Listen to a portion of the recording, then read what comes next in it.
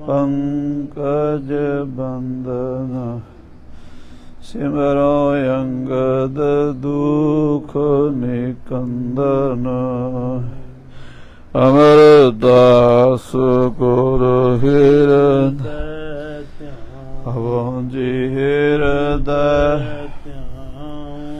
श्री गुरु रामदास गुण गुरु अर्जन विघ्नन के नासक विघ्नन के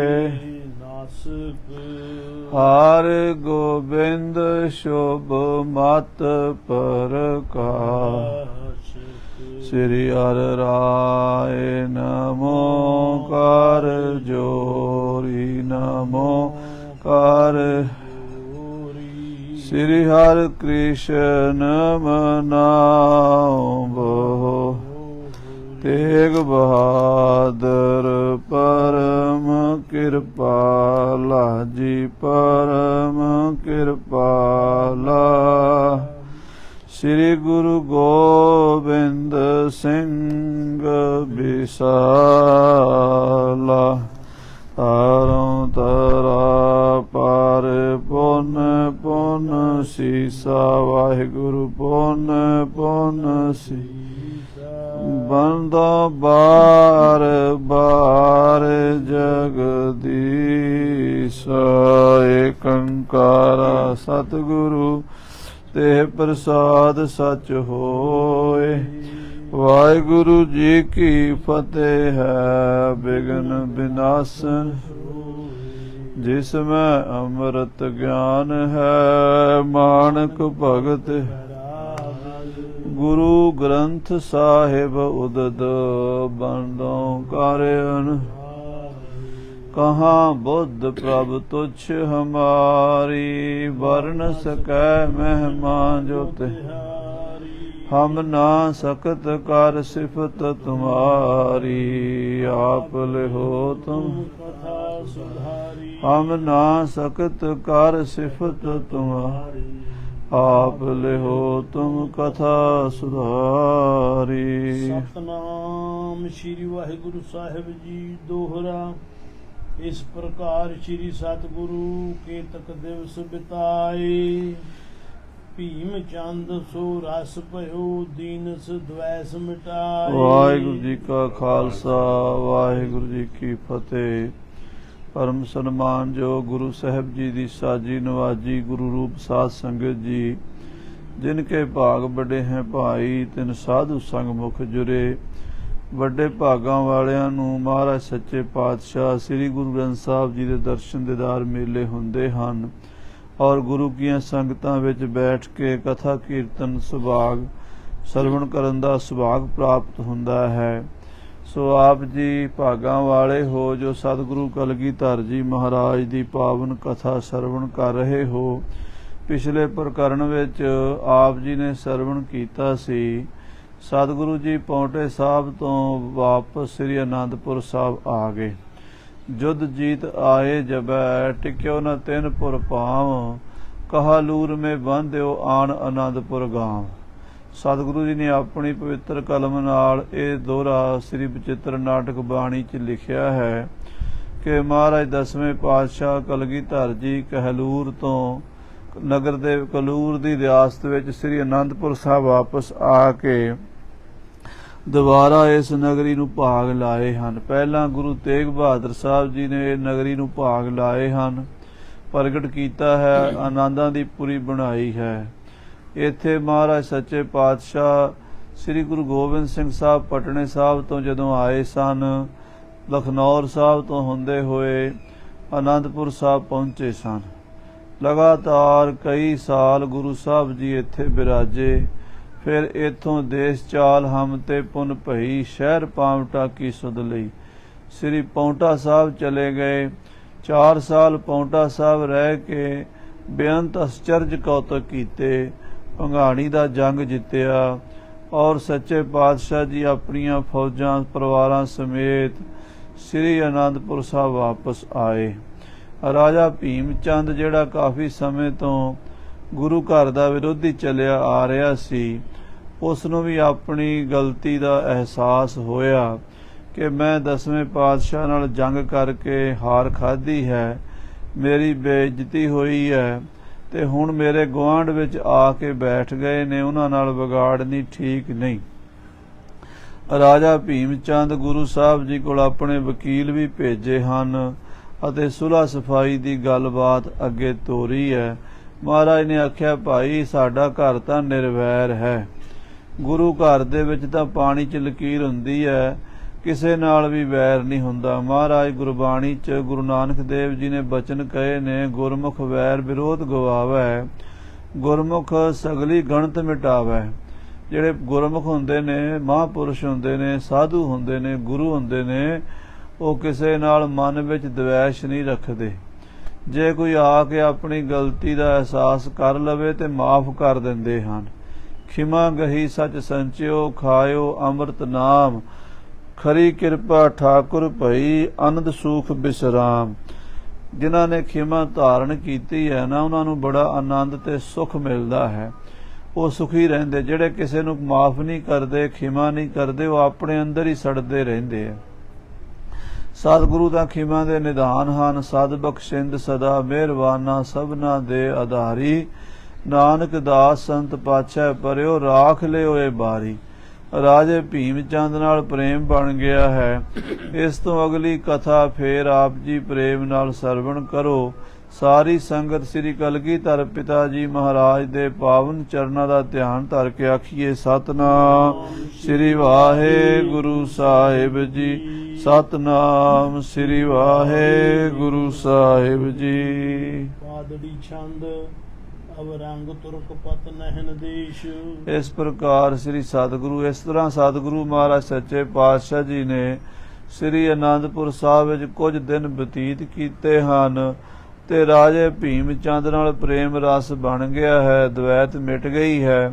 ਉਧਰੋਂ ਹੁਣ ਔਰੰਗਜ਼ੇਬ ਦੀ ਕਥਾ ਕਵੀ ਜੀ ਕੁਝ ਬਿਆਨ ਕਰਨ ਲੱਗੇ ਹੈ। ਔਰੰਗਜ਼ੇਬ ਹਿੰਦੁਸਤਾਨ ਦਾ ਮੁਗਲ ਬਾਦਸ਼ਾਹ, ਬਾਬਰ ਦੇ ਖਾਨਜ 6ਵਾਂ ਬਾਦਸ਼ਾਹ ਹੈ, ਬਾਬਰ ਬਾਦਸ਼ਾਹ ਦੀ ਔਲਾਦ ਵਿੱਚੋਂ। ਸੋ ਇਹ ਬਾਦਸ਼ਾਹ ਬੜਾ ਜ਼ਾਲਮ, ਬੜਾ ਈਰਖਾਲੂ, ਦੂਜੇ ਧਰਮਾਂ ਨਾਲ ਦਵੈਸ਼ ਕਰਨ ਵਾਲਾ ਮੁਤੱਸਬੀ ਬਾਦਸ਼ਾਹ ਸੀ। ਕਹਿੰਦਾ ਸਾਰੀ ਦੁਨੀਆ ਇੱਕੋ ਝੰਡੇ ਥੱਲੇ ਕਰਨੀ ਹੈ, ਮੁਸਲਮਾਨ ਹੀ ਬਣਾਉਣਾ ਸਾਰਿਆਂ ਨੂੰ। ਸੋ ਇਹਦਾ ਜਿਹੜਾ ਸੁਭਾਅ ਸੀ, ਇਸੇ ਕਰਕੇ ਇਹਨੇ ਬੜੇ ਬੜੇ ਮਹਾਂਪੁਰਸ਼ਾਂ ਨੂੰ, ਸਤਿਗੁਰੂ ਤੇਗ ਬਹਾਦਰ ਸਾਹਿਬ ਜੀ ਵਰਗੇ ਬ੍ਰਹਮ ਗਿਆਨੀਆਂ ਨੂੰ ਸ਼ਹੀਦ ਕਰ ਦਿੱਤਾ ਔਰ ਜ਼ੁਲਮ ਦੀਆਂ, ਪਾਪ ਦੀਆਂ ਸਾਰੀਆਂ ਹੱਦਾਂ ਟੱਪ ਗਿਆ। ਤੇ ਜਦੋਂ ਸਾਧ ਸੰਗਤ ਜੀ ਮਹਾਰਾਜ 9ਵੇਂ ਪਾਤਸ਼ਾਹ ਜੀ ਦਾ ਸੀਸ ਉਤਾਰਿਆ 11 ਨਵੰਬਰ 1675 ਮਘਰ ਸੁਦੀ ਪੰਚਮੀ 1732 ਬਿਕਰਮੀ ਨੂੰ, ਉਸ ਦਿਨ ਰਾਤ ਨੂੰ ਜਦੋਂ ਇਹ ਆਪਣੇ ਮਹਿਲਾਂ ਵਿੱਚ ਸੁੱਤਾ ਤਾਂ ਅਚਾਨਕ ਇਹਦਾ ਪਲੰਘਾ ਮੂਧਾ ਹੋ ਗਿਆ। ਮਲੰਗਾ ਬੜਾ ਭਾਰਾ ਸੀ ਔਰ ਔਰੰਗਜ਼ੇਬ ਬੜਾ ਹੌਲੇ ਸਰੀਰ ਦਾ, ਪਤਲੇ ਜਿਹੇ ਸਰੀਰ ਦਾ ਸੀ। ਜ਼ੋਰ ਲਾਵੇ ਵੀ ਪਲੰਘੇ ਥੱਲਿਓਂ ਨਿਕਲਾਂ, ਪਰ ਕੋਈ ਨਿਕਲਣ ਦਾ ਸਾਧਨ ਨਾ ਬਣਿਆ ਤੇ ਆਵਾਜ਼ਾਂ ਮਾਰੇ ਤੇ ਇਹਦੀਆਂ ਆਵਾਜ਼ਾਂ ਬਾਹਰ ਕਿਸੇ ਨੂੰ ਸੁਣਾਈ ਨਾ ਦੇਣ, ਕਿਉਂਕਿ ਉਹ ਸ਼ਹੀਦੀ ਪਹਿਰਾ ਸੀਗਾ। ਕਿਸੇ ਪਹਿਰੇਦਾਰ ਨੂੰ, ਕਿਸੇ ਆਲੇ ਦੁਆਲੇ ਦੇ ਨੂੰ ਪਤਾ ਨਹੀਂ ਲੱਗਿਆ। ਜਦੋਂ 5-7 ਮਿੰਟ ਹੋ ਗਏ ਤਾਂ ਕਿਸੇ ਨੇ ਦਾੜੀ ਤੋਂ ਫੜ ਕੇ ਇਹਨੂੰ ਮਾੜਾ ਜਿਹਾ ਬਾਹਰ ਮੁੰਡੀ ਕੱਢੀ, ਸਿਰ ਕੱਢਿਆ, ਕਿਉਂਕਿ ਸਿਰ ਦੇ ਵਾਲ ਮੁੰਨਦਾ ਸੀ, ਦਾੜੀ ਰੱਖਦਾ ਸੀ। ਜਦੋਂ ਵੇਖਿਆ ਸਾਹਮਣੇ ਤੇ ਭਾਈ ਸਾਹਿਬ ਭਾਈ ਮਤੀਦਾਸ ਜੀ ਖੜੇ ਸਨ। ਚੀਕਾਂ ਨਿਕਲ ਗਈਆਂ ਔਰੰਗਜ਼ੇਬ ਦੀਆਂ। ਕਹਿੰਦਾ ਤੁਹਾਨੂੰ ਤੇ ਮੈਂ ਆਰੇ ਨਾਲ ਚੀਰਤਾ ਸੀ, ਤੁਸੀਂ ਕਿੱਥੋਂ ਆ ਗਏ?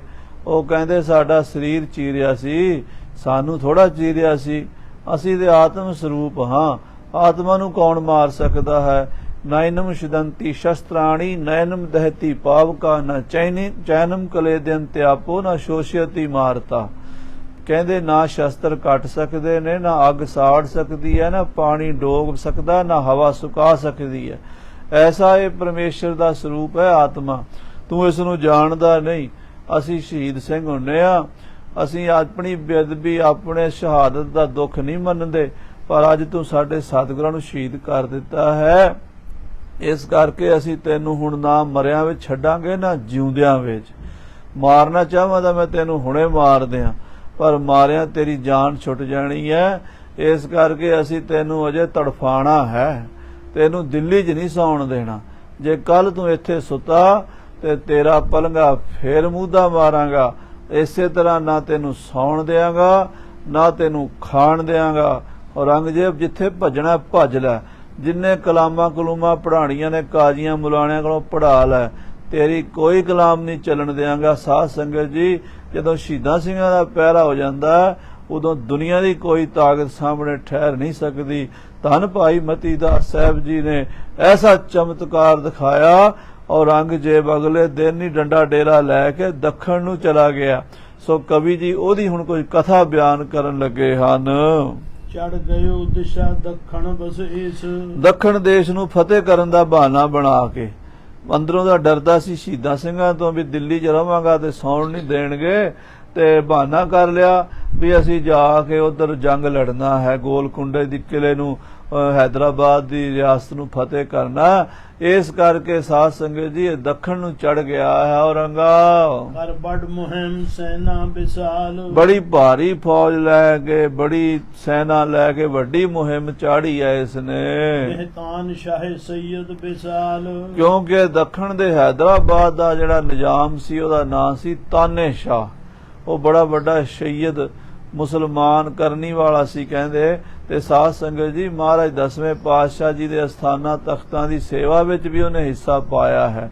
ਜਿਹੜੀ ਨਿਹੰਗਾਂ ਸਿੰਘਾਂ ਦੀ ਛਾਉਣੀ ਹੈ ਨਾ, ਨਗੀਨੇ ਘਾਟ, ਸਰਬਲੋ ਦਾ ਬੁੰਗਾ, ਜਿੱਥੇ ਸਤਿਗੁਰੂ ਜੀ ਨੇ ਸ੍ਰੀ ਸਰਬਲੋ ਗ੍ਰੰਥ ਸਾਹਿਬ ਦੀ ਰਚਨਾ ਕੀਤੀ ਹੈ, ਜਿਹਦੇ ਵਿੱਚ ਮਹਾਰਾਜ ਕਹਿੰਦੇ ਖਾਲਸਾ ਮੇਰੋ ਰੂਪ ਹੈ ਖਾਸ, ਖਾਲਸੇ ਮੈਂ ਹੂੰ ਕਰੋ ਨਿਵਾਸ। ਉਸ ਬੁੰਗੇ ਸ੍ਰੀ ਸਰਬਲੋ ਦੀ ਸੇਵਾ ਵੀ ਨਿਜ਼ਾਮ ਹੈਦਰਾਬਾਦ ਦੇ ਦੀਵਾਨ ਚੰਦੂਮਲ ਨੇ ਕਰਾਈ ਸੀ। ਸੋ ਇਸ ਤਰ੍ਹਾਂ ਸਾਧ ਸੰਗਤ ਜੀ, ਇਹ ਜਿਹੜੇ ਨਿਜ਼ਾਮ ਸਨ ਹੈਦਰਾਬਾਦ ਵਾਲੇ, ਗੁਰੂ ਘਰ ਤੋਂ ਬੜੀਆਂ ਇਹਨਾਂ ਨੇ ਬਖਸ਼ਿਸ਼ਾਂ ਲਈਆਂ। ਸੈयद ਸੀਗਾ, ਸੈयद ਉਹਨਾਂ ਨੂੰ ਕਹਿੰਦੇ ਆ ਜਿਹੜੇ ਹਜ਼ਰਤ ਮੁਹੰਮਦ ਸਾਹਿਬ ਜੀ ਪੈਗੰਬਰ ਹੋਏ ਨੇ ਮੁਸਲਮਾਨਾਂ ਦੇ ਵੱਡੇ, ਉਹਨਾਂ ਦੀ ਬੇਟੀ ਦੀ ਜਿਹੜੀ ਔਲਾਦ ਹੋਈ ਹੈ ਨਾ, ਉਹਨਾਂ ਨੂੰ ਸੈयद ਕਹਿੰਦੇ ਹਨ। ਉਹ ਸੈयद ਸਨ, ਬੜੇ ਕਰਨੀ ਵਾਲੇ ਸਨ, ਨਾਮ ਜਪਦੇ ਸਨ। ਪਰ ਔਰੰਗਜ਼ੇਬ ਚਾਹੁੰਦਾ ਸੀ ਮੇਰਾ ਰਾਜ ਹੋਵੇ, ਇਸ ਕਰਕੇ ਤਾਨੇ ਸ਼ਾਹ ਉੱਤੇ ਹਮਲਾ ਕਰ ਦਿੱਤਾ ਹੈ। ਗੜ ਗੋਲਕੁੰਡ ਮਾਵਾਸ ਕੀਨ। ਸਾਧ ਸੰਗਤ, ਜਿਹੜਾ ਗੋਲਕੁੰਡੇ ਦਾ ਕਿਲਾ ਹੈ ਨਾ, ਅੱਜ ਦੁਨੀਆ ਦੇ ਕਿਲਿਆਂ ਤੋਂ ਵੱਖਰਾ ਹੈ। ਸਾਡੇ ਗੁਰਦੇਵ ਜੀ ਬਾਬਾ ਪੰਚਮ ਪ੍ਰਕਾਸ਼ ਜੀ ਮਹਾਂਪੁਰਸ਼ਾਂ ਨੇ ਉਹਦੀ ਖੂਬੀ ਇਹ ਦੱਸੀ ਸੀ ਵੀ ਉਸ ਕਿਲੇ ਦੇ ਦਰਵਾਜ਼ੇ ਦੇ ਅੱਗੇ ਕੋਈ 25, 30, 40 ਫੁੱਟ ਹਟ ਕੇ ਇੱਕ ਬੜੀ ਵੱਡੀ ਦੀਵਾਰ ਬਣਾਈ ਹੋਈ ਹੈ। ਉਹਦਾ ਕਾਰਨ ਇਹ ਹੈ ਵੀ ਜੇ ਹਾਥੀ ਟੱਕਰ ਮਾਰਨ ਲਈ ਆਵੇ ਤਾਂ ਉਹਨੂੰ ਦੌੜ ਕੇ ਜਿੰਨੀ ਪਾਵਰ ਫੋਰਸ ਬਣਾਣੀ ਪੈਂਦੀ ਹੈ ਉਨੀ ਬਣਾ ਨਾ ਸਕੇ। ਦੂਰੋਂ ਆਵੇਗਾ ਤੇ ਦੌੜ ਕੇ ਆਵੇਗਾ, ਜੇ 10 ਫੁੱਟ ਤੋਂ ਦੌੜੇਗਾ ਉਹਦੀ ਤਾਕਤ ਨਹੀਂ ਬਣੇਗੀ। ਇਸ ਕਰਕੇ ਹਾਥੀ ਉਸ ਕਿਲੇ ਦਾ ਦਰਵਾਜ਼ਾ ਨਹੀਂ ਤੋੜ ਸਕਦਾ। ਉਹਦੇ ਦਰਵਾਜ਼ੇ ਵਿੱਚ ਇੱਕ ਐਸੀ ਕਲਾ ਹੈ, ਪੱਥਰ ਲੱਗਾ ਹੋਇਆ ਹੈ, ਉਹਦੇ ਤੇ ਖੜ ਕੇ ਤਾੜੀ ਮਾਰੋ ਤੇ ਰਾਜੇ ਦਾ ਮਹਿਲ 1.5 ਕਿਲੋਮੀਟਰ ਉੱਤੇ ਉੱਥੋਂ ਤੱਕ ਆਵਾਜ਼ ਜਾਂਦੀ ਹੈ। ਰਾਜੇ ਨੂੰ ਪਤਾ ਲੱਗ ਜਾਂਦਾ ਸੀ ਵੀ ਕੋਈ ਥੱਲੇ ਆਇਆ ਹੈ। ਇਸ ਤਰ੍ਹਾਂ ਉਹ ਗੋਲਕੁੰਡੇ ਦਾ ਜਿਹੜਾ ਕਿਲਾ ਹੈ, ਬੜਾ ਹੱਕੀ ਕਿਲਾ, ਪੱਥਰਾਂ ਦਾ ਬਣਿਆ ਹੋਇਆ ਜੰਗੀ ਕਿਲਾ ਹੈ। ਉਹਨੂੰ ਫਤਿਹ ਕਰਨ ਲਈ ਔਰੰਗਜ਼ੇਬ ਨੇ ਫੌਜਾਂ ਚਾੜ ਦਿੱਤੀਆਂ। ਬੜੀਆਂ ਫੌਜਾਂ ਦਿੱਤੀਆਂ, ਉਹਨਾਂ ਨੂੰ ਬੜੇ ਮਾਇਆ ਧਨ ਪਦਾਰਥ ਦਿੱਤੇ ਵੀ ਤੁਸੀਂ ਗੋਲਕੁੰਡੇ ਦਾ ਕਿਲਾ ਮੈਨੂੰ ਫਤਿਹ ਕਰਕੇ ਦਿਓ। ਜਹ ਨਗਰ ਹੈਦਰਾਬਾਦ ਆਹੀ। ਇਹ ਦੱਖਣ ਦੇ ਵਿੱਚ ਹੈਦਰਾਬਾਦ ਸ਼ਹਿਰ ਹੈ। ਸ੍ਰੀ ਹਜੂਰ ਸਾਹਿਬ ਜੀ ਤੋਂ 300-400 ਕਿਲੋਮੀਟਰ ਪਰਾਂ ਦੱਖਣ ਦੇ ਵਿੱਚ ਇਹ ਵੱਡੀ ਰਿਆਸਤ ਹੈਦਰਾਬਾਦ ਹੈ। ਕਰਤ ਬਾਸ ਵੱਡ ਰਾਜ ਤਾਹੀ। ਉੱਥੇ ਤਾਨੇ ਸ਼ਾਹ ਰਾਜ ਕਰਦਾ ਸੀ ਔਰ ਬੜਾ ਉਹ ਵੱਡਾ ਬਲੀ ਯੋਧਾ ਸੀ। ਬਿਤ ਗਏ ਬਰਖ ਬਹੁ ਹੂਤ ਜੁਦ। ਉਹਨੂੰ ਸਾਧ ਸੰਗਤ ਜੀ ਜੰਗ ਨੂੰ 8 ਸਾਲ ਲੱਗ ਗਏ ਕਹਿੰਦੇ। 8 ਸਾਲ ਔਰੰਗਜ਼ੇਬ ਗੋਲਕੁੰਡੇ ਨੂੰ ਘੇਰਾ ਪਾ ਕੇ ਬੈਠਾ ਰਿਹਾ, ਪਰ ਹੈਦਰਾਬਾਦ ਦਾ ਨਿਜ਼ਾਮ ਟਸ ਤੋਂ ਮਸ ਨਹੀਂ ਹੋਇਆ। ਬੜੀ ਬਹਾਦਰੀ ਨਾਲ ਲੜਦਾ ਰਿਹਾ। ਮਿਟ ਤਹੂੰ ਦਿਸ ਅਦਕ ਕ੍ਰੋਧ। ਦੋਵਾਂ ਪਾਸਿਆਂ ਤੋਂ, ਉਧਰੋਂ ਤਾਨੇ ਸ਼ਾਹ ਤੇ ਇਧਰੋਂ ਔਰੰਗਜ਼ੇਬ, ਦੋਵੇਂ ਮੁਸਲਮਾਨ ਸਨ ਪਰ ਆਪਸ ਵਿੱਚ ਦੁਸ਼ਮਣੀ ਪੈ ਗਈ। ਇਹ ਸ਼ਹੀਦਾਂ ਸਿੰਘਾਂ ਨੇ ਬਹਾਨਾ ਬਣਾਤਾ ਵੀ ਆਪਸ 'ਚ ਲੜ ਕੇ ਮਰ ਜਾਓ। ਮਹਾਰਾਜ ਦੀ ਬਾਣੀ ਕਹਿੰਦੀ ਹੈ ਨਾ, ਆਪ ਲੜੂ ਨਾ ਫੌਜ ਲੜਾਊ, ਭੱਟ ਬੀਰਨ ਸੇਤੀ ਬਾਂਧ ਮੰਗਾਊ। ਕਲਗੀਧਰ ਪਾਤਸ਼ਾਹ ਕਹਿੰਦੇ ਦੁਸ਼ਟਾਂ ਨੂੰ ਤੇ ਆਪਸ 'ਚ ਲੜਾ ਕੇ ਮਾਰ ਦਿੰਨੇ ਆ ਅਸੀਂ ਆਪਣੇ ਸ਼ਹੀਦੀ ਪਹਿਰੇ ਨਾਲ। ਐਸਾ ਵਰਤਾਰਾ ਵਰਤਿਆ ਕਿ ਦੋਵੇਂ ਬਾਦਸ਼ਾਹ ਆਪਸ ਚ ਲੜੀ ਜਾਂਦੇ 8 ਸਾਲ ਬੀਤ ਗਏ। ਇਸ ਦੇਸ਼ ਬਿਖੈ ਸੂਬੇ ਵਿਸਾਲ, ਇਹ ਦੇਸ਼ ਦੇ 22 ਸੂਬੇ ਸਨ ਹਿੰਦੁਸਤਾਨ ਦੇ ਵਿੱਚ, ਵੱਡੇ ਵੱਡੇ। ਸਭ ਰਾਜ ਸਾਜ ਕਰਤੇ ਕਰਾਲ, ਉਹ ਬੜਾ ਭਿਆਨਕ ਉਹਨਾਂ ਦਾ ਪ੍ਰਤਾਪ ਸੀਗਾ, ਡਾਢੇ ਸਨ। ਰਾਜ ਕਰਾਲ ਦਾ ਮਤਲਬ ਡਾਢੇ ਸੁਭਾਅ ਦੇ ਸਨ। ਕੋਈ ਲਾਹੌਰ ਦਾ ਸੂਬਾ ਸੀ, ਕੋਈ ਸਰਹੰਦ ਦਾ ਸੂਬਾ ਸੀ, ਕੋਈ ਪਿਸ਼ੌਰ ਦਾ, ਕੋਈ ਮੁਲਤਾਨ ਦਾ, ਕੋਈ ਕਸ਼ਮੀਰ ਦਾ, ਕੋਈ ਸਹਾਰਨਪੁਰ ਦਾ, ਕੋਈ ਸੂਬਾ ਅਵਧ, ਤੇ ਇਸ ਤਰ੍ਹਾਂ ਸਾਧ ਸੰਗਤ ਜੀ ਦੱਖਣ ਬੰਗਾਲ ਤੱਕ ਸੂਬੇ ਸਨ। 22 ਸੂਬੇ ਸਨ। ਇੱਕ ਮੀਆਂ ਖਾਨ ਉਮਰਾਵਤਾਹੀ, ਇਹਨਾਂ ਵਿੱਚੋਂ ਇੱਕ ਬਾਦਸ਼ਾਹ ਔਰੰਗਜ਼ੇਬ ਦਾ ਬੜਾ ਵੱਡਾ ਜਰਨਲ ਸੀਗਾ, ਉਹਦਾ ਨਾਂ ਸੀ ਮੀਆਂ ਖਾਨ। ਰਹਿ ਸੰਗ ਬਾਹਨੀ ਅਦਕ ਜਾਹੇ, ਉਹਦੇ ਕੋਲ ਬੜੀ ਭਾਰੀ ਫੌਜ ਸੀ। ਜਿਵੇਂ ਬਾਦਸ਼ਾਹ ਨੇ ਜਰਨਲ ਬਣਾਏ ਸਨ, ਕੋਈ 50,000 ਕੋਈ 20,000 ਕੋਈ 5,000 ਕੋਈ 10,000 ਮਨਸਬ ਦਿੱਤੇ ਹੋਏ ਸਨ। ਇਸ ਤਰ੍ਹਾਂ ਮੀਆਂ ਖਾਨ ਵੀ ਬੜਾ ਵੱਡਾ ਅਫਸਰ ਸੀ, ਫੌਜੀ ਜਰਨੈਲ ਸੀ। ਪੁਰ ਬਸੇ ਜਾਹੇ ਜੰਮੂ ਨੂੰ ਮਹਾਨ, ਸਾਧ ਸੰਗਤ ਜੀ ਇੱਧਰ ਜਿਹੜਾ ਸ਼ਹਿਰ ਜੰਮੂ ਹੈ, ਸਾਧ ਸੰਗਤ ਜੀ ਇਹ ਜੰਮੂ ਕਸ਼ਮੀਰ ਦੀ ਜਿਹੜੀ ਧਰਤੀ ਹੈ। ਚੜ ਗਇਓ ਤਾਹੇ ਦਲ ਸੰਗ ਖਾਨ, ਮੀਆਂ ਖਾਨ ਜੰਮੂ ਦੇ ਰਾਜੇ ਕੋਲੋਂ ਮਾਮਲਾ ਲੈਣ ਲਈ, ਟੈਕਸ ਲੈਣ ਲਈ ਆ ਗਿਆ। ਸ੍ਰੀ ਕਲਗੀਧਰ ਮਹਾਰਾਜ ਗੁਰੂ ਗੋਬਿੰਦ ਸਿੰਘ ਸਾਹਿਬ ਜੀ ਆਪਣੀ ਬਾਣੀ ਸ੍ਰੀ ਬਚਿੱਤਰ ਨਾਟਕ ਵਿੱਚ ਲਿਖਦੇ ਆ, ਮੀਆਂ ਖਾਨ ਜੰਮੂ ਕਹਿ ਆਇਓ, ਅਲਫ ਖਾਨ ਨਦੌਣ ਪਠਾਇਓ। ਮੀਆਂ ਖਾਨ ਵੱਡਾ ਜਰਨਲ ਸੀਗਾ। ਮੀਆਂ ਖਾਨ ਨੇ ਜੰਮੂ ਤੇ ਹਮਲਾ ਕਰ ਦਿੱਤਾ। ਇੱਕ ਅਲਫ ਖਾਨ ਤਹਿ ਸੰਗ ਵੀਰ, ਉਹਦੇ ਨਾਲ ਇੱਕ ਦੂਜਾ ਜਰਨੈਲ ਸੀ, ਬੜਾ ਸੂਰਮਾ ਸੀ, ਉਹ ਵੀ ਲੜਾਕਾ ਸੀ, ਉਹਦਾ ਨਾਂ ਸੀ ਅਲਫ ਖਾਨ। ਪਛਾਤ ਚਲੇ ਜਿਹੇ ਸੁਭਟ ਭੀਰ, ਉਹਦੇ ਪਿੱਛੇ ਵੀ ਸੈਂਕੜੇ ਹਜ਼ਾਰਾਂ ਸਿਪਾਹੀ ਚੱਲਦੇ ਸਨ। ਯਾਨੀ ਜਿੱਥੇ ਮੀਆਂ ਖਾਨ ਬਹੁਤ ਵੱਡਾ ਕੋਈ 20-50 ਹਜ਼ਾਰ ਦਾ ਫੌਜ ਦਾ ਮਾਲਕ ਸੀ, ਉਹਦੇ ਵਿੱਚੋਂ 10-15 ਹਜ਼ਾਰ ਦੀ ਫੌਜ ਦਾ ਮਾਲਕ ਅਲਫ ਖਾਨ ਵੀ ਸੀ। ਅਲਫ ਖਾਨ ਮੀਆਂ ਖਾਨ ਤੋਂ ਜੂਨੀਅਰ ਸੀ ਤੇ ਮੀਆਂ ਖਾਨ ਉਹਦਾ ਸੀਨੀਅਰ ਸੀ। ਇਹ ਦੋਵੇਂ ਆਪਸ ਵਿੱਚ ਇਕੱਠੇ ਹੋ ਕੇ ਪੰਜਾਬ ਨੂੰ ਆਏ ਹਨ। ਤੇ ਸਾਥ ਹੁਕਮ ਮੀਆਂ ਖਾਨ ਬਖਾਨ, ਅਲਫ ਖਾਨ ਨੂੰ ਮੀਆਂ ਖਾਨ ਨੇ ਹੁਕਮ ਦਿੱਤਾ, ਅਲਫ ਖਾਨ ਦੀ ਡਿਊਟੀ ਲਾਈ ਤੁਮ ਜਾਹੇ ਅਬੇ ਸੈਲਨ ਸਥਾਨ, ਵੀ ਤੂੰ ਪਹਾੜੀ ਰਾਜਿਆਂ ਨੂੰ ਜਾ ਕੇ ਕਾਬੂ ਕਰ। ਪਹਾੜਾਂ ਦੇ ਵਿੱਚ ਜਾ ਕੇ ਜਿਹੜੇ 22 ਧਾਰ ਦੇ ਰਾਜੇ ਟੈਕਸ ਨਹੀਂ ਨਾ ਤਾਰਦੇ, ਉਹਨਾਂ ਨੂੰ ਕਾਬੂ ਕਰ। ਸਾਧ ਸੰਗਤ ਜੀ ਇੱਕ ਗ੍ਰੰਥ ਹੈ ਖੁਲਾਸਤੂ ਤਵਾਰੀਖ, ਬਟਾਲੇ ਦਾ ਰਹਿਣ ਵਾਲਾ ਸੁਜਾਨ ਰਾਏ ਭੰਡਾਰੀ ਹੋਇਆ ਗੁਰੂ ਗੋਬਿੰਦ ਸਿੰਘ ਸਾਹਿਬ ਜੀ ਦੇ ਸਮੇਂ 1695 ਚ ਖਾਲਸੇ ਪੰਥ ਦੀ ਸਿਰਜਣਾ ਤੋਂ 4 ਸਾਲ ਪਹਿਲਾਂ ਉਹਨੇ ਗ੍ਰੰਥ ਲਿਖਿਆ ਫਾਰਸੀ ਦੇ ਵਿੱਚ। ਉਹਦੇ ਵਿੱਚ ਉਹਨੇ ਪਹਾੜੀ ਰਾਜਿਆਂ ਦਾ ਵੀ ਜ਼ਿਕਰ ਕੀਤਾ ਹੈ। ਉਹਨੇ ਇੱਕ ਗੱਲ ਬੜੇ ਕਮਾਲ ਦੀ ਉੱਥੋਂ ਮਿਲਦੀ ਹੈ। ਉਹ ਕਹਿੰਦਾ ਹੈ ਵੀ ਜਿਹੜਾ ਕਹਿਲੂਰ ਦਾ ਰਿਆਸਤ ਦਾ ਰਾਜਾ ਹੈ, ਇੱਕ ਪਾਸੇ ਉਹਦੇ ਸਤਲੁਜ ਵਗਦਾ ਹੈ, ਇੱਕ ਪਾਸੇ ਪਹਾੜ ਦੀਆਂ ਚੋਟੀਆਂ ਹਨ, ਇੱਕ ਪਾਸੇ ਉਹਦੇ ਮੈਦਾਨੀ ਇਲਾਕੇ ਹਨ, ਇੱਕ ਪਾਸੇ ਨਦੀਆਂ ਹਨ, ਤੇ ਉਹਨਾਂ ਨਦੀਆਂ ਨਾਲਿਆਂ ਦੇ ਵਿੱਚ ਉਹ ਇਸ ਤਰ੍ਹਾਂ ਸੁਰੱਖਿਅਤ ਹੈ ਵੀ ਕਈ ਵਾਰੀ ਉਹ ਔਰੰਗਜ਼ੇਬ ਦਿੱਲੀ ਦੇ ਬਾਦਸ਼ਾਹ ਦੀ ਪਰਵਾਹ ਨਹੀਂ ਕਰਦਾ। ਯਾਨੀ ਭੀਮ ਚੰਦ ਦਾ ਜਿਹੜਾ ਦਾਦਾ ਸੀ ਨਾ, ਤਾਰਾ ਚੰਦ, ਉਹਨੇ ਵੀ ਟੈਕਸ ਨਹੀਂ ਸੀ ਤਾਰਿਆ ਜਹਾਂਗੀਰ ਦੇ ਸਮੇਂ, ਤੇ ਜਹਾਂਗੀਰ ਨੇ ਫੜ ਕੇ ਉਹਨੂੰ ਗਵਾਲੀਅਰ ਦੇ ਕਿਲੇ 'ਚ ਬੰਦ ਕਰਤਾ ਸੀ। ਮਹਾਰਾਜ ਛੇਵੇਂ ਪਾਤਸ਼ਾਹ 52 ਰਾਜਿਆਂ 'ਚੋਂ ਉਹਨੂੰ ਵੀ ਨਾਲ ਛਡਾ ਕੇ ਲਿਆਏ ਸਨ, ਤੇ ਇਹਦਾ ਮੁਕੱਦਮਾ ਵੀ ਇਹੀ ਸੀ ਵੀ ਇਹ ਟੈਕਸ ਨਹੀਂ ਸੀ ਤਾਰਦਾ। ਇਸੇ ਤਰ੍ਹਾਂ ਭੀਮ ਚੰਦ ਪਹਾੜੀਆ ਵੀ ਕਈ ਚਿਰ ਤੋਂ ਟੈਕਸ ਨਹੀਂ ਸੀ ਤਾਰ ਰਿਹਾ। ਹੋਰ ਵੀ ਕਈ ਪਹਾੜ ਦੇ ਰਾਜੇ 22 ਧਾਰ ਦੇ ਰਾਜਿਆਂ ਵਿੱਚੋਂ ਆਕੀ ਹੋਏ ਫਿਰਦੇ ਸਨ ਟੈਕਸ ਦੇਣ ਤੋਂ, ਜਾਂ ਕਹਿ ਲੋ ਕੋਈ ਕਾਰਨ ਸਨ ਕਿ ਉਹਨਾਂ ਦੇ ਉੱਤੇ ਅਲਫ ਖਾਨ ਫੌਜਾਂ ਲੈ ਕੇ ਆ ਗਿਆ।